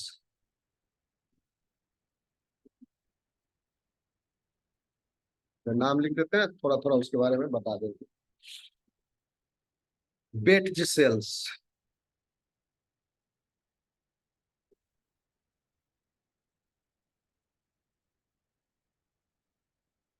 Lugaro sales,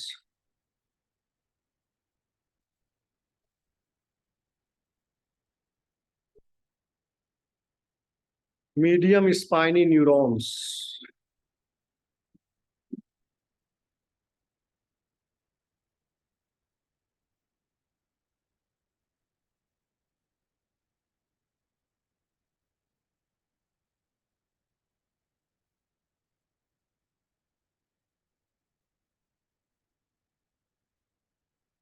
पुरकिंजे cells, जो यहाँ बताए।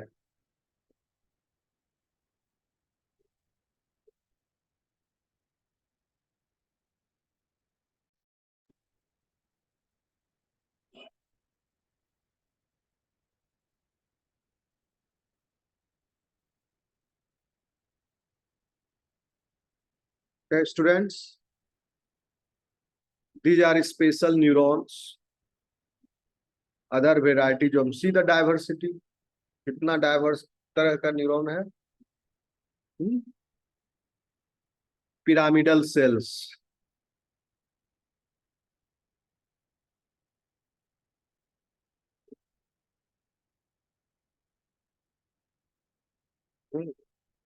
रेंसॉ सेल्स,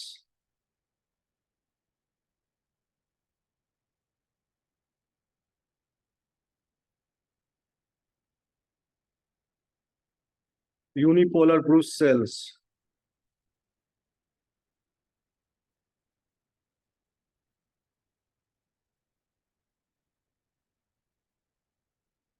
ग्रेनुले सेल्स,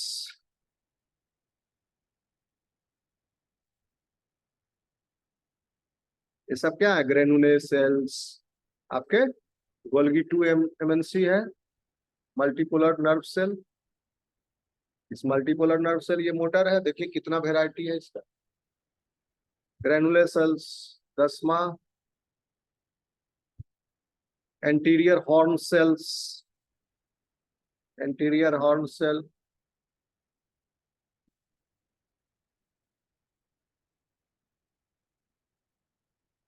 और एक और है spindle cell.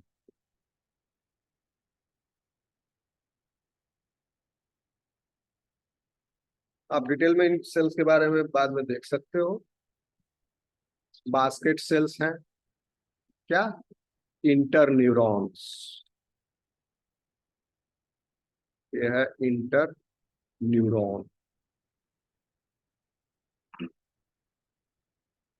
And it is found in the cortex of cerebellum.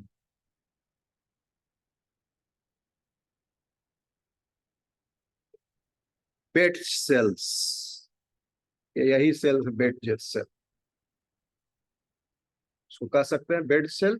अगर इसका एक्सोन बहुत ही लंबा है, लार्ज न्यूरॉन है, अगर मीटर लंबा है, these are the large motor neurons, Betz cells. Lugaro cells, इसको अंडरलाइन करते जाइए, ये है inter neuron, these are motor. Lugaro cells are again inter neuron,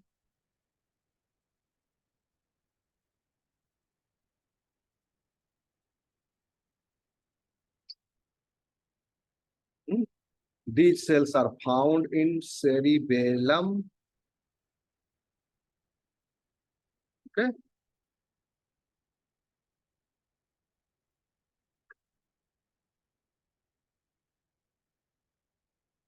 Medium spiny neurons.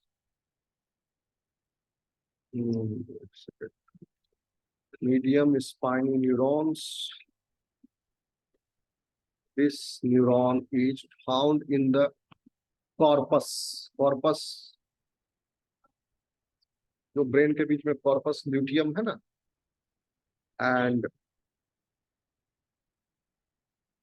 Corpus callosum, sorry corpus luteum बोलते हैं, corpus luteum तो ovary में, corpus callosum, सो इसमें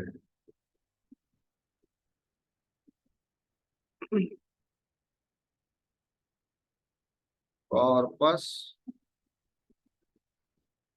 callosum and corpus striatum. Purkinje cells. These are the huge neurons of cerebellum. देखिए cerebellum में कितना variety का neurons है.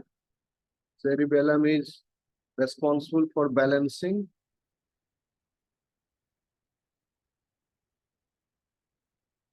Purkinje cells. Pyramidal cells.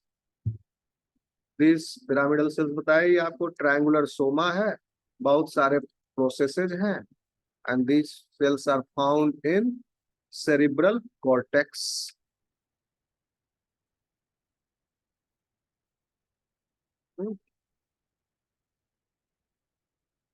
ये इंटरन्यूरॉन है, रेंसो सेल्स इंटरन्यूरॉन्स हैं, दो मोटर सेल्स को जोड़ने वाले ये Renshaw cells interneurons. Unipolar brush cells, these are again interneurons with unique dendrite ending like brush, and these cells are present in again cerebellum.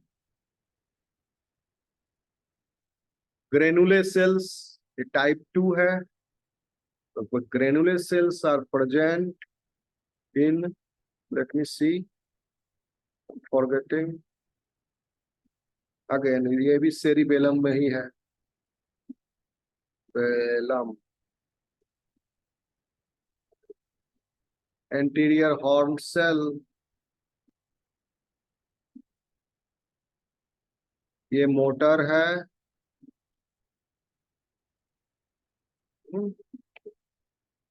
this is present in the anterior horn of the spinal cord. Spinal cord के बीच में grey matter देखोगे, दो horn सिंग जैसा है निकला हुआ, तो ये ऊपर वाला एंटीरियर हॉर्न और नीचे वाला सिंग पोस्टीरियर हॉर्न, तो एंटीरियर हॉर्न में है ये anterior horn cell. Okay, that is, it is present in the gray matter of the spinal cord. Okay? क्या बच गया, स्पिंडल सेल, और ये क्या है, मोटर है, spindle cell. Spindle cells are interneurons. Okay, and it connect widely separated areas of the brain. जैसे the neurons present in the cerebral cortex of the occipital lobe. यहाँ जो न्यूरॉन होगा, this might be connected with the spindle cell, with the neurons present in the frontal lobe. Okay, the neurons here, each connected to the spindle cell. तो उस neuron का जो occipital lobe है उसका भी एक जोन लटका हुआ है व्हाइट मैटर में, यहाँ न्यूरॉन्स उसका भी एक जोन व्हाइट मैटर में लटका हुआ है, और यहाँ डेंड्राइट सब है जो उस लोकल रीजन में, तो डेंड्राइट तो छोटा है, तो डेंड्राइट लॉन्ग डिस्टेंस यहाँ से यहाँ कनेक्ट नहीं होगा, डेंड्राइट वहाँ लोकली इंटरकनेक्टेड है, यहाँ का डेंड्राइट लोकली इंटरकनेक्टेड है, दोनों का एक जोन जो है व्हाइट मैटर में लटक रहा है, लेकिन इनके डेंड्राइट के बीच में जो कम्युनिकेशन है वह स्पिंडल सेल के द्वारा है. इसलिए ब्रेन जो है बहुत इंटरकनेक्टेड है, सारे न्यूरॉन्स लगभग इंटरकनेक्टेड है, बहुत सारा साइनेप्स है. समझ रहे हो बात को, अगर एक न्यूरॉन पूरे ब्रेन में 86 बिलियन न्यूरॉन्स है, और हर neuron on an average 5000 synapses बनाए हुए हैं हर न्यूरॉन। तो you calculate it, how many synapses, how many interconnections might be there in the brain. कितने कनेक्शंस होंगे? 86 बिलियन न्यूरॉन्स, और हर न्यूरॉन जो है 5000 synapse.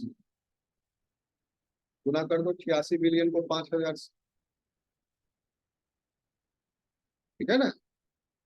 10 to the power 86 billion, 9 हो गया, 10 टू द पावर 10 के रेंज में चला गया। अब 5 86 का 1.6 8.6 कर दो तो 10 टू द पावर 10 हो गया। और इधर 5000 से गुना करो, 3 शून्य और उठा के ला दो इधर, 10 टू द पावर 13। कितना अरब कनेक्शन हो जो 10 टू द पावर 13 कितना होगा? 1 मिलियन 10 लाख होता है। 10 टू द पावर 6 हो गया 10 लाख। और ये हम बात कर रहे हैं 10 टू द पावर 13 का। 10 to the power 6 multiplied by 10 to the power 7, यानी 10 टू द पावर 6 कर दो। 10 लाख गुना 10 लाख, अब फिर गुना 10। ठीक है, 10 लाख को 100 से गुना कर दो, 10 करो, 100 इधर घट गया 10 लाख में। ठीक है, तो कितना हो गया? 10,000। 10,000 बचा ना? 10,000 गुना, अब हो गया 10 करोड़। फिर 100 निकालो इसमें, 10 अरब। फिर उधर 10 और 10 बच जाएगा। 10 अरब में फिर 100 गुना करो, 10 खरब। तो 10 खरब कनेक्शन है ब्रेन के अंदर। मामूली मत समझना अपना ब्रेन, समझे? इसलिए कह रहे हैं कि ये सब एग्जाम जाम कुछ नहीं है तुम्हारे लिए। फिर इतना कनेक्शन है ब्रेन में, आप यूटिलाइज नहीं कर रहे हो। पूरा ब्रेन का 3% भी यूटिलाइज नहीं करता है आदमी। बड़ा से बड़ा साइंटिस्ट आइंस्टाइन अपना सेरिब्रल कॉर्टेक्स का 7% यूटिलाइज किया, बस उसमें महान साइंटिस्ट बन गया। भगवान जो है वो 100% यूटिलाइज करते हैं अपना ब्रेन। हम 3% 2% में रहते हैं। ठीक है, तो ब्रेन को जितना यूज करोगे उतना भगवान के नजदीक पहुंचोगे, है ना? इसकी मात्रा आप बढ़ाओगे, बड़ा से बड़ा आदमी बन जाओ, कहने का मतलब। ठीक है ना?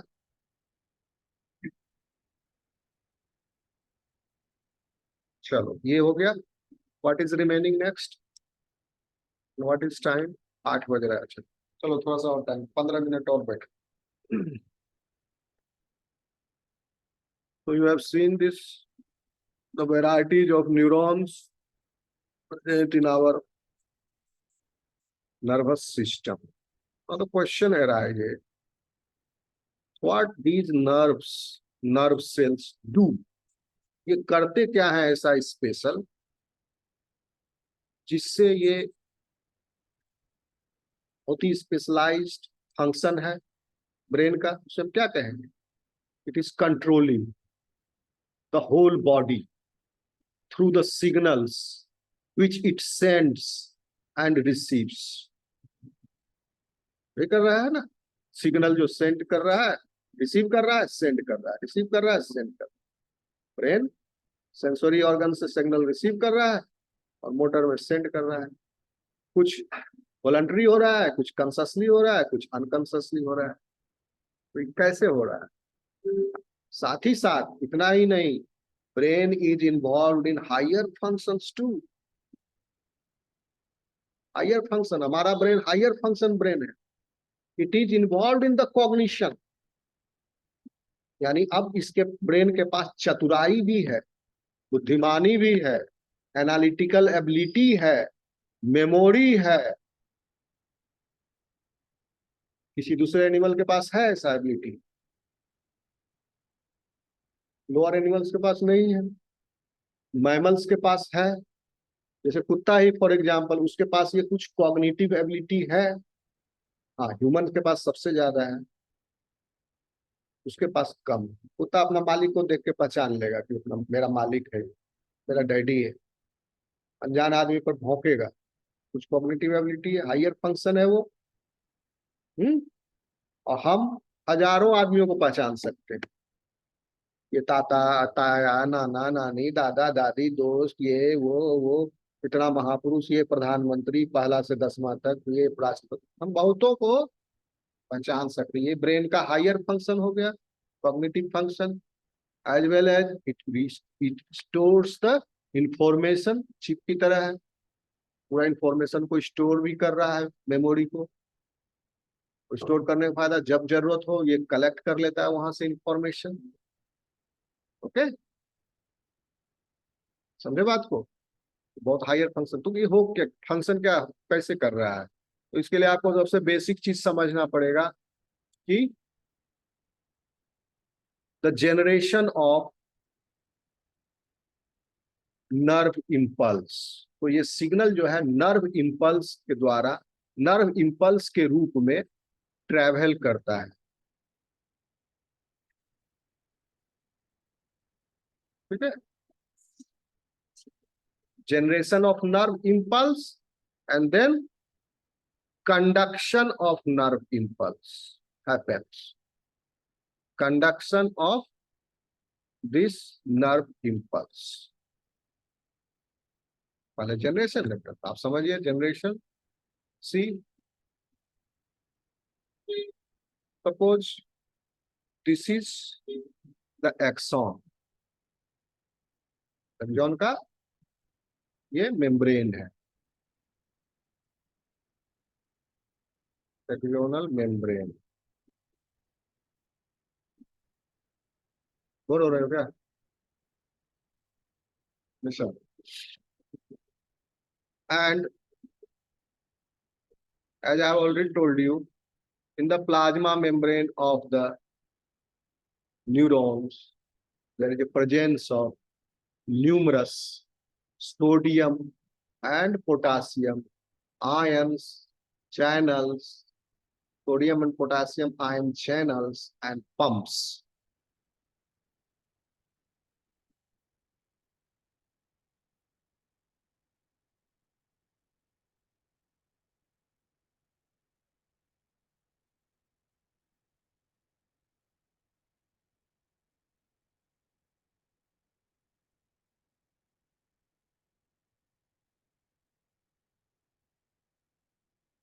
And these are special proteins.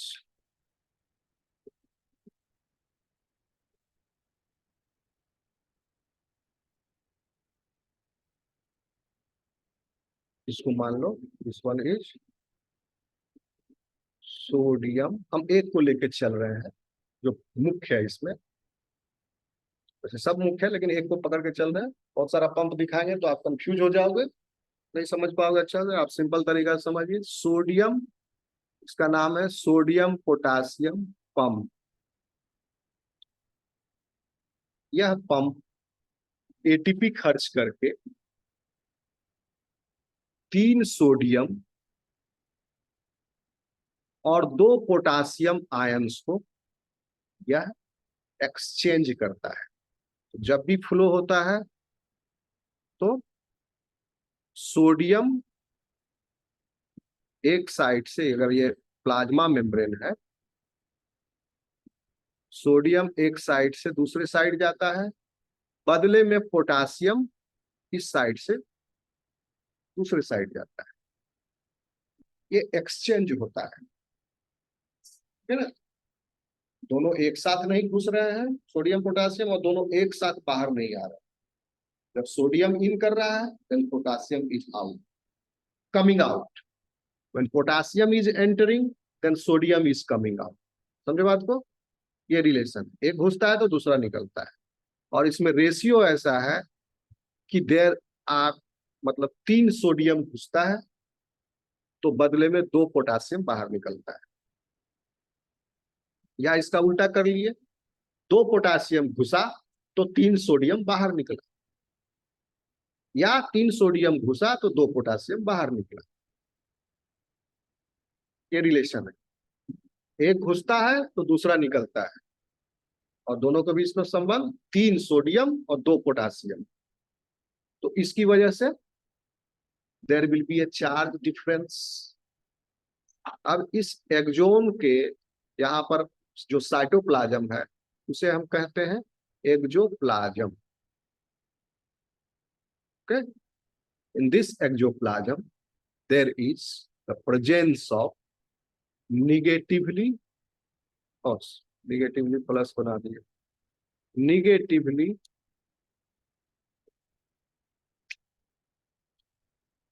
पूरा लिख दें, there is a presence of negatively charged proteins,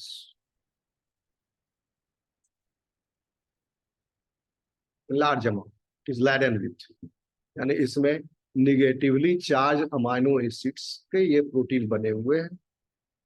ठीक है, अब देखो होता क्या है, यहीं पर खेला हो जाता है। अब यह प्लाज्मा मेम्ब्रेन जो एक्सोन का है, it is semi permeable in nature. तो there are two conditions, either this plasma membrane is at rest or it is excited। हमने ऐसे किया तो नर्व एक्साइट कर दिया, स्टिमुलस गया, अदरवाइज ये रेस्टिंग स्टेज पर है। तो जब यह प्लाज्मा मेम्ब्रेन रेस्टिंग स्टेट पर है तब क्या होता है, ये आपको देखना होगा, और जब एक्साइट होता है तब क्या होता है। तो इधर there are two conditions, resting state में इसमें क्या हो रहा है, रेस्टिंग स्टेट में यह प्लाज्मा मेम्ब्रेन सोडियम के लिए, एक सेकेंड, इम्परमिएबल,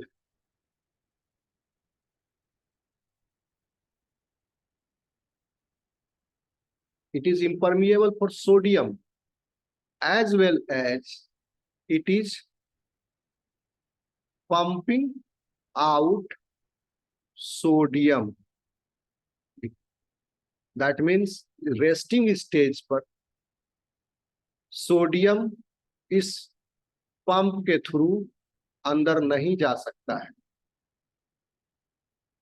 रेस्टिंग स्टेज पर सोडियम के लिए नो एंट्री है, लेकिन पोटासियम के लिए एंट्री है।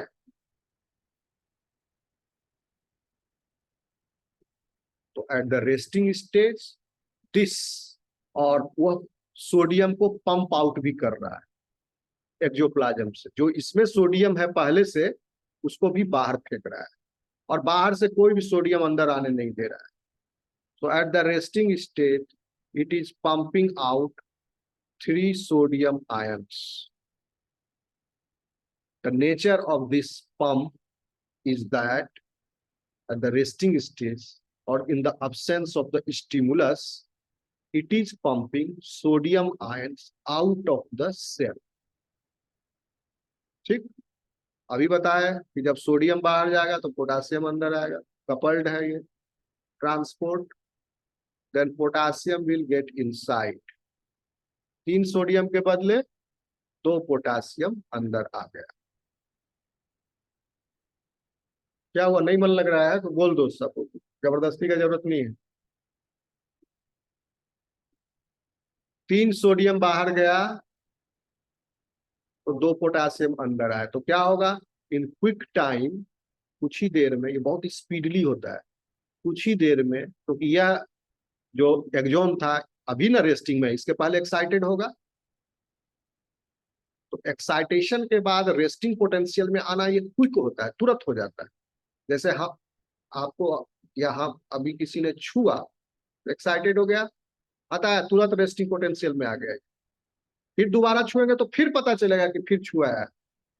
अगर वो नहीं आता तो दोबारा हम छूते तो नहीं पता चलता कि अब टच हुआ। एक टच के बाद तुरंत कितना बार भी ऐसे ऐसे करते रहे, हर टच का हमको पता चलते रहेगा। तो हर टच में ये एक्साइटेशन हुआ, और जब दूसरा टच किया उसी बीच में ये रिपोलराइज हो गया, रेस्टिंग में भी आ गया। ये बहुत ही क्विकली हो जाता है, फ्रैक्शन ऑफ सेकेंड। कहने का मतलब सारा लगभग सोडियम जो है एक्सॉन से बाहर चला गया आफ्टर एक्साइटेशन ड्यूरिंग रेस्टिंग। इस फॉर्मूला के आधार पर 3 सोडियम फेंकेगा इससे निकाल निकाल के, तो क्या होगा, बाहर में सोडियम की मात्रा ज्यादा हो जाएगी outside the axon under the resting condition, and inside the potassium will be more. बाहर more sodium ions and under more and more potassium ion। बाहर बहुत ही कम पोटेशियम आयन, अंदर बहुत ही कम सोडियम आयन, बहुत ही कम, है कि नहीं, लेवल बहुत ही कम। तो मेजॉरिटी क्या हो गई, कंसंट्रेशन ग्रेडियंट बन गया एक सोडियम पोटेशियम का। बाहर सोडियम का कंसंट्रेशन ज्यादा है अंदर के मुकाबले, और अंदर पोटेशियम का ज्यादा है कंसंट्रेशन। आप देखिए खेला यहाँ पर 3 और 2 का है। जब 3, अब यहाँ पर सोडियम पोटेशियम भूल जाओ, जब 3 पॉजिटिवली चार्ज स्पीसीज बाहर जा रही है सेल के, और बदले में 2 ही पॉजिटिवली चार्ज स्पीसीज आ रही है अंदर, तो that means this cell is losing the positive charge. That means this under this inside of this plasma membrane, axonal membrane, there will be the accumulation of negative charge। why? क्योंकि initially क्या था, यहाँ हम already आपको बताया, there is a presence of negatively charge proteins in present here. तो ये balance किए हुए था, पॉजिटिव चार्ज स्पीसीज और नेगेटिव चार्ज स्पीसीज को न्यूट्रल चार्ज में होगा, लेकिन always it is polarised and repolarise चलते रहा, तो ये बैलेंस किए हुए।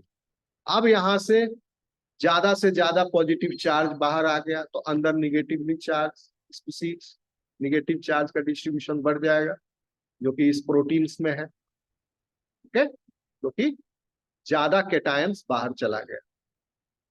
ये दोनों केटायन है, 3 केटायन बाहर गया, 2 अंदर आया। तो यह जो निगेटिवली चार्ज प्रोटीन्स पूरा यूनिफॉर्मली डिस्ट्रीब्यूटेड है इसके एक्सोप्लाज्म में, वह जो पॉजिटिव चार्ज को न्यूट्रलाइज किया हुआ था, अब वह पॉजिटिव चार्ज कम हो गया। तो that means the inside of this plasma membrane the negative charge will appear। okay, and outside more cations has gone, ठीक है, and less cations has removed, more cations has gone and less cations has removed, so there is a density of positive charge। समझ लो ये concept को, नहीं तो कभी समझ में नहीं आएगा, रटते रहोगे फिर कि अंदर निगेटिव है बाहर पॉजिटिव है, क्यों बाहर पॉजिटिव है क्यों अंदर निगेटिव है, समझो कंसेप्ट को, इसलिए। ठीक है, ये बैलेंस का खेल है। यहाँ बैलेंस ऐसा हो गया, क्यों, नेचर है इसका, इस पंप का, कि रेस्टिंग कंडीशन में जब इसको कोई स्टिमुलस नहीं मिल रहा है, तो तब यह सोडियम को बाहर फेंकेगा सेल के, और बदले में पोटेशियम को अंदर ले लेगा, और दोनों का रेशियो है 3 इसको फेंकेगा 2 उसको लेगा, और इसको करने में यह एटीपी खर्च करेगा, एक्टिव प्रोसेस एनर्जी खर्च करेगा। इसीलिए नर्व सेल को बहुत ज्यादा एनर्जी की जरूरत पड़ती है, ये भी कारण है, बहुत हाई एटीपी डिमांड है। Understood? What will happen as a result of this? you will see there is polarization across the membrane throughout the length of this axon।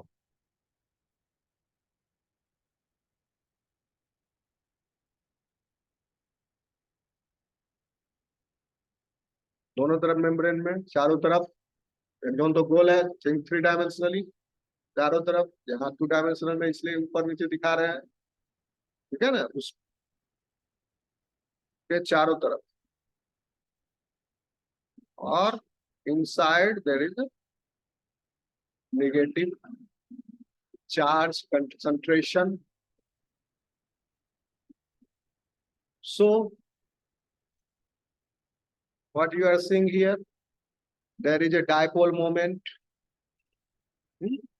here there is a polarization, plus minus का अलग होना, 2 poles का बन जाना, membrane polarise हो गया। So under resting condition, it is polarized.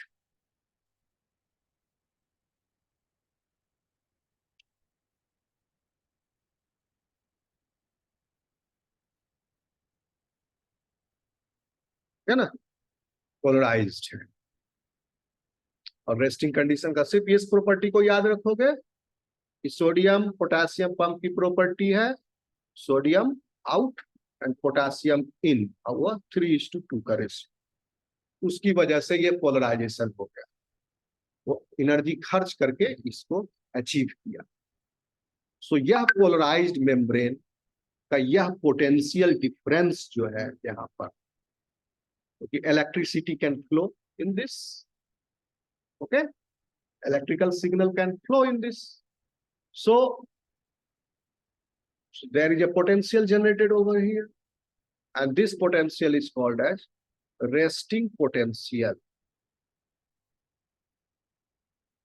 Book में दिया है आपके, देखो दिया है रेस्टिंग पोटेंशियल। क्या है रेस्टिंग पोटेंशियल? यह वोल्टेज डिफरेंस है।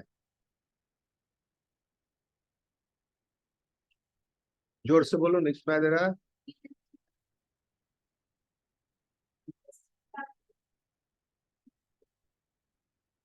रेस्टिंग प्लाज्मा मेम्ब्रेन है, इसका मेम्ब्रेन के अक्रॉस, अंदर बाहर अक्रॉस, इसको बोलते हैं अक्रॉस। यहाँ वोल्टेज डिफरेंस हो गया, ओके, और दिस वोल्टेज, ये वोल्टेज डिफरेंस कितना होगा? यह लगभग 1/10 वोल्ट के बराबर होता है, यानी कितना मिली वोल्ट हो गया? 1100 मिली वोल्ट के लगभग, या रेस्टिंग पोटेंशियल। अब क्या होगा? अब यहाँ किसी ने सुई चुभा दी स्किन में, okay, what will happen? The nature of, and this nature, the property of the sodium potassium, यही खेला कर रहा है। सोडियम पोटेशियम पंप इसके 3 डायमेंशनल स्ट्रक्चर से आ रहा है। अब वहां मैकेनिकल स्ट्रेस हो गया, इस प्रोटीन का 3 डायमेंशनल स्ट्रक्चर चेंज हो, ये बदलते रहता है इसका स्ट्रक्चर। हम दोनों स्ट्रक्चर में यही बायोलॉजिकली फंक्शनली एक्टिव, एक प्रकार के स्ट्रक्चर में जब इसको कभी छेद नहीं रहा है कोई, तो उस समय वो सोडियम को बाहर फेंक रहा है, पोटेशियम को जब छेड़ दिया उसको कोई, मैकेनिकल स्ट्रेस हो गया, द स्ट्रक्चर है चेंज ऑफ दैट प्रोटीन। अब यही चीज उल्टा हो जाएगी। तो अब द सेकेंड कंडीशन इज, ये रेस्टिंग स्टेट हो गया आफ्टर स्टिमुलेशन। इसका प्रॉपर्टी अब उल्टा हो जाएगा, तो सोचो क्या होगा? अब सोडियम अंदर आएगा और पोटेशियम बाहर जाएगा, और रेशियो क्या है? वही 3:2 का, 3 सोडियम के साथ एसोसिएटेड है।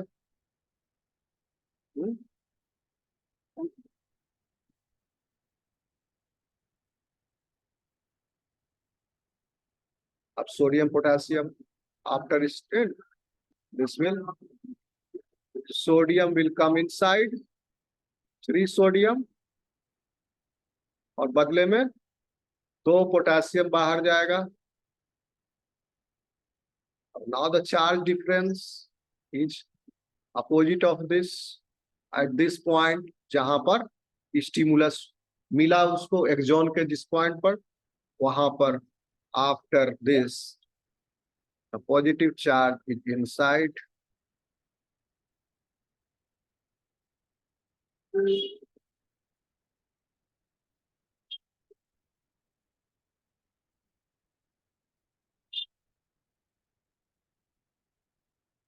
पूरे में नहीं होगा ना, अभी यहाँ पर स्टिमुलस पहले यहाँ चेंज होगा, यहाँ का सोडियम स्ट्रेस यहाँ पर पड़ा, तो यहाँ पर सोडियम पोटेशियम पंप ने अपनी प्रॉपर्टी बदली।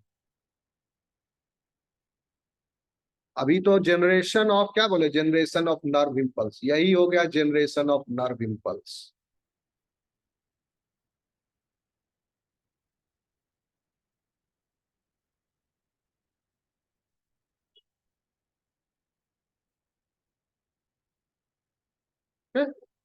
स्टिमुलस हुआ, वहां का सोडियम पोटेशियम प्रॉपर्टी बदल गया, वो उल्टा काम करने लग गया, तो इस लोकल रीजन में ये कंसंट्रेशन हो गया, बहुत ही क्षणिक तुरंत हो जाता है। और इसके बाद ये जो वोल्टेज डिफरेंस हुआ, यहां पर चेंज हुआ, there is presence of voltage dependent ion channels या voltage gated ion ion channels. एक तो हम बताया था अभी सोडियम पोटेशियम पंप है, दूसरा इस मेम्ब्रेन में वोल्टेज डिपेंडेंट आयन चैनल्स है, और वो दोनों स्पेसिफिक है, पोटेशियम और सोडियम दोनों के लिए अपना सेपरेट सेपरेट पंप है। इस वोल्टेज के डिफरेंस के हो जाने की वजह, यहाँ वोल्टेज में डिफरेंस आ गया, इस वोल्टेज में डिफरेंस हो जाने की वजह से वो सोडियम पोटेशियम चैनल का भी डोर जो है ओपन और बंद होता है।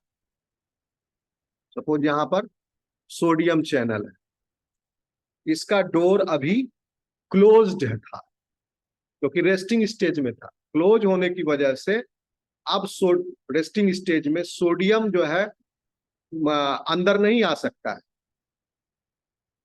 ठीक है ना, सोडियम सिर्फ बाहर ही जा सकता है। लेकिन अब इस वोल्टेज बगल में वोल्टेज में डिफरेंस हो जाने की वजह से इसका भी नेचर चेंज हो गया, सोडियम अब अंदर आ सकता है, then sodium is allowed to get enter. तो धीरे धीरे जैसे जैसे वोल्टेज चेंज होते जाएगा, सोडियम जो है अंदर आते जाएगा। तो इस तरह से एक प्रोपोगेशन हो रहा है, जो यहाँ पर इस पॉइंट पर नर्व इम्पल्स जो वोल्टेज डिफरेंस क्रिएट हुआ, वह वोल्टेज डिफरेंस फिर फर्दर ट्रेवल करते हुए यहाँ आया, यहाँ आया, यहाँ आया।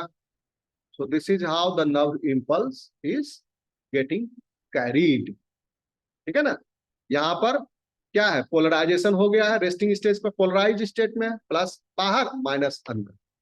जैसे स्टिमुलेशन हुआ, उस पोजीशन पर जहां स्टिमुलेशन हुआ वहां पर प्लाज्मा मेम्ब्रेन डीपोलराइज हो गया,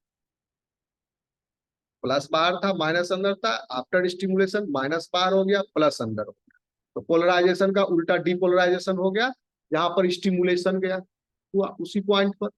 अब इस डीपोलराइजेशन की वजह से जो सोडियम पंप्स सेपरेट सेपरेट जो पंप्स थे, सोडियम पंप्स भी और पोटेशियम पंप्स भी सेपरेट सेपरेट, उनका भी प्रॉपर्टी बदल गया। वो वोल्टेज गेटेड है, dependent on voltage, change in voltage their property है चेंज। रेस्टिंग स्टेट में सोडियम पोटेशियम पंप प्लस ये वोल्टेज डिपेंडेंट चैनल्स जो है सोडियम और पोटेशियम के अलग अलग, ये तीनों काम कर रहे हैं। हम सिर्फ अभी सोडियम पोटेशियम पंप का बता रहे थे, लेकिन अभी अभी आपको चूंकि नर्व का कंडक्शन इम्पल्स का आगे बढ़ना, उसमें फिर इसको समझाना बताना पड़ेगा, नहीं तो नहीं समझोगे। सोडियम मतलब डेडिकेटेड चैनल्स जिसके थ्रू सोडियम क्रॉस करता है और पोटेशियम भी क्रॉस करता है। तो वह चैनल्स अपने प्रॉपर्टी को चेंज कर लेते हैं, क्योंकि बगल में इंपल्स डिपोलराइजेशन हो गया, ठीक है। तो इसकी प्रॉपर्टी चेंज होने से जो बाहर सोडियम इकट्ठा हो गया है, एक्यूमुलेटेड है, कंसंट्रेशन ग्रेडियंट हो क्रिएटेड है, ओके, सोडियम बाहर ज्यादा इकट्ठा है अंदर कम है, तो उस चैनल के खुल जाने से सोडियम खुद ब खुद हड़हड़ा के सेल में घुस गया। तो यहाँ पर फिर क्या हो गया, डिपोलराइजेशन। यहाँ डिपोलराइजेशन हुआ, फिर बगल में डिपोलराइजेशन होगा, बगल में डिपोलराइजेशन डिपोलराइजेशन डिपोलराइजेशन डिपोलराइजेशन, पूरा में एक जोन के लेंथ में, फिर सोमा में, फिर डेंड्राइट में, पूरा एक जोन में हुआ, वही ट्रेवल करते हुए सेल बॉडी के प्लाज्मा मेम्ब्रेन में, फिर वो डेंड्राइटिक प्रोसेसेस में है उसके प्लाज्मा मेम्ब्रेन, हर जगह यह नर्व इम्पल्स पहुंच गया। जैसे पानी में ढेला मारे तो लहर ऐसे ऐसे रिपल होती है, वो किनारे तक पहुंच गई, यहाँ स्टिमुलेशन हुआ यहाँ, लेकिन सिग्नल पहुंच गया ब्रेन तक इसी तरीका से। कितना क्विक टाइम में पहुंच गया, छुए की पता चल गया, कोई गैप हुआ नहीं हुआ ना, छुए की पता चल गया। तो कि क्या हुआ उस दौरान, पहले था पोलराइज स्टेट में, पोलराइज स्टेट में है, छुए पूरा डिपोलराइज हो गया पूरा लेंथ में और यहां तक पहुंच गया। और इस डिपोलराइजेशन के बाद फिर से तुरंत रिपोलराइज, तभी हम फिर दोबारा छुए तो पता चल गया, क्योंकि डिपोलराइज स्टेट में अगर छूते तो पता ही नहीं चलता। रिपोलराइज स्टेट में हम यह सेंसेशन कैच कर रहा है, स्टिमुलेशन हो रहा है हमेशा रिपोलराइज स्टेट में, और repolarisation After depolarization, it is happening. There is a cycle of polarization, depolarization, then repolarization. तो अब इतना कम समय में यह सारा काम हो रहा है, सेकेंड से भी कम समय, तुरंत ये, तो कितना फास्ट काम करता होगा ये पंप, कितना फास्ट काम करता होगा, आप इमेजिन कीजिए.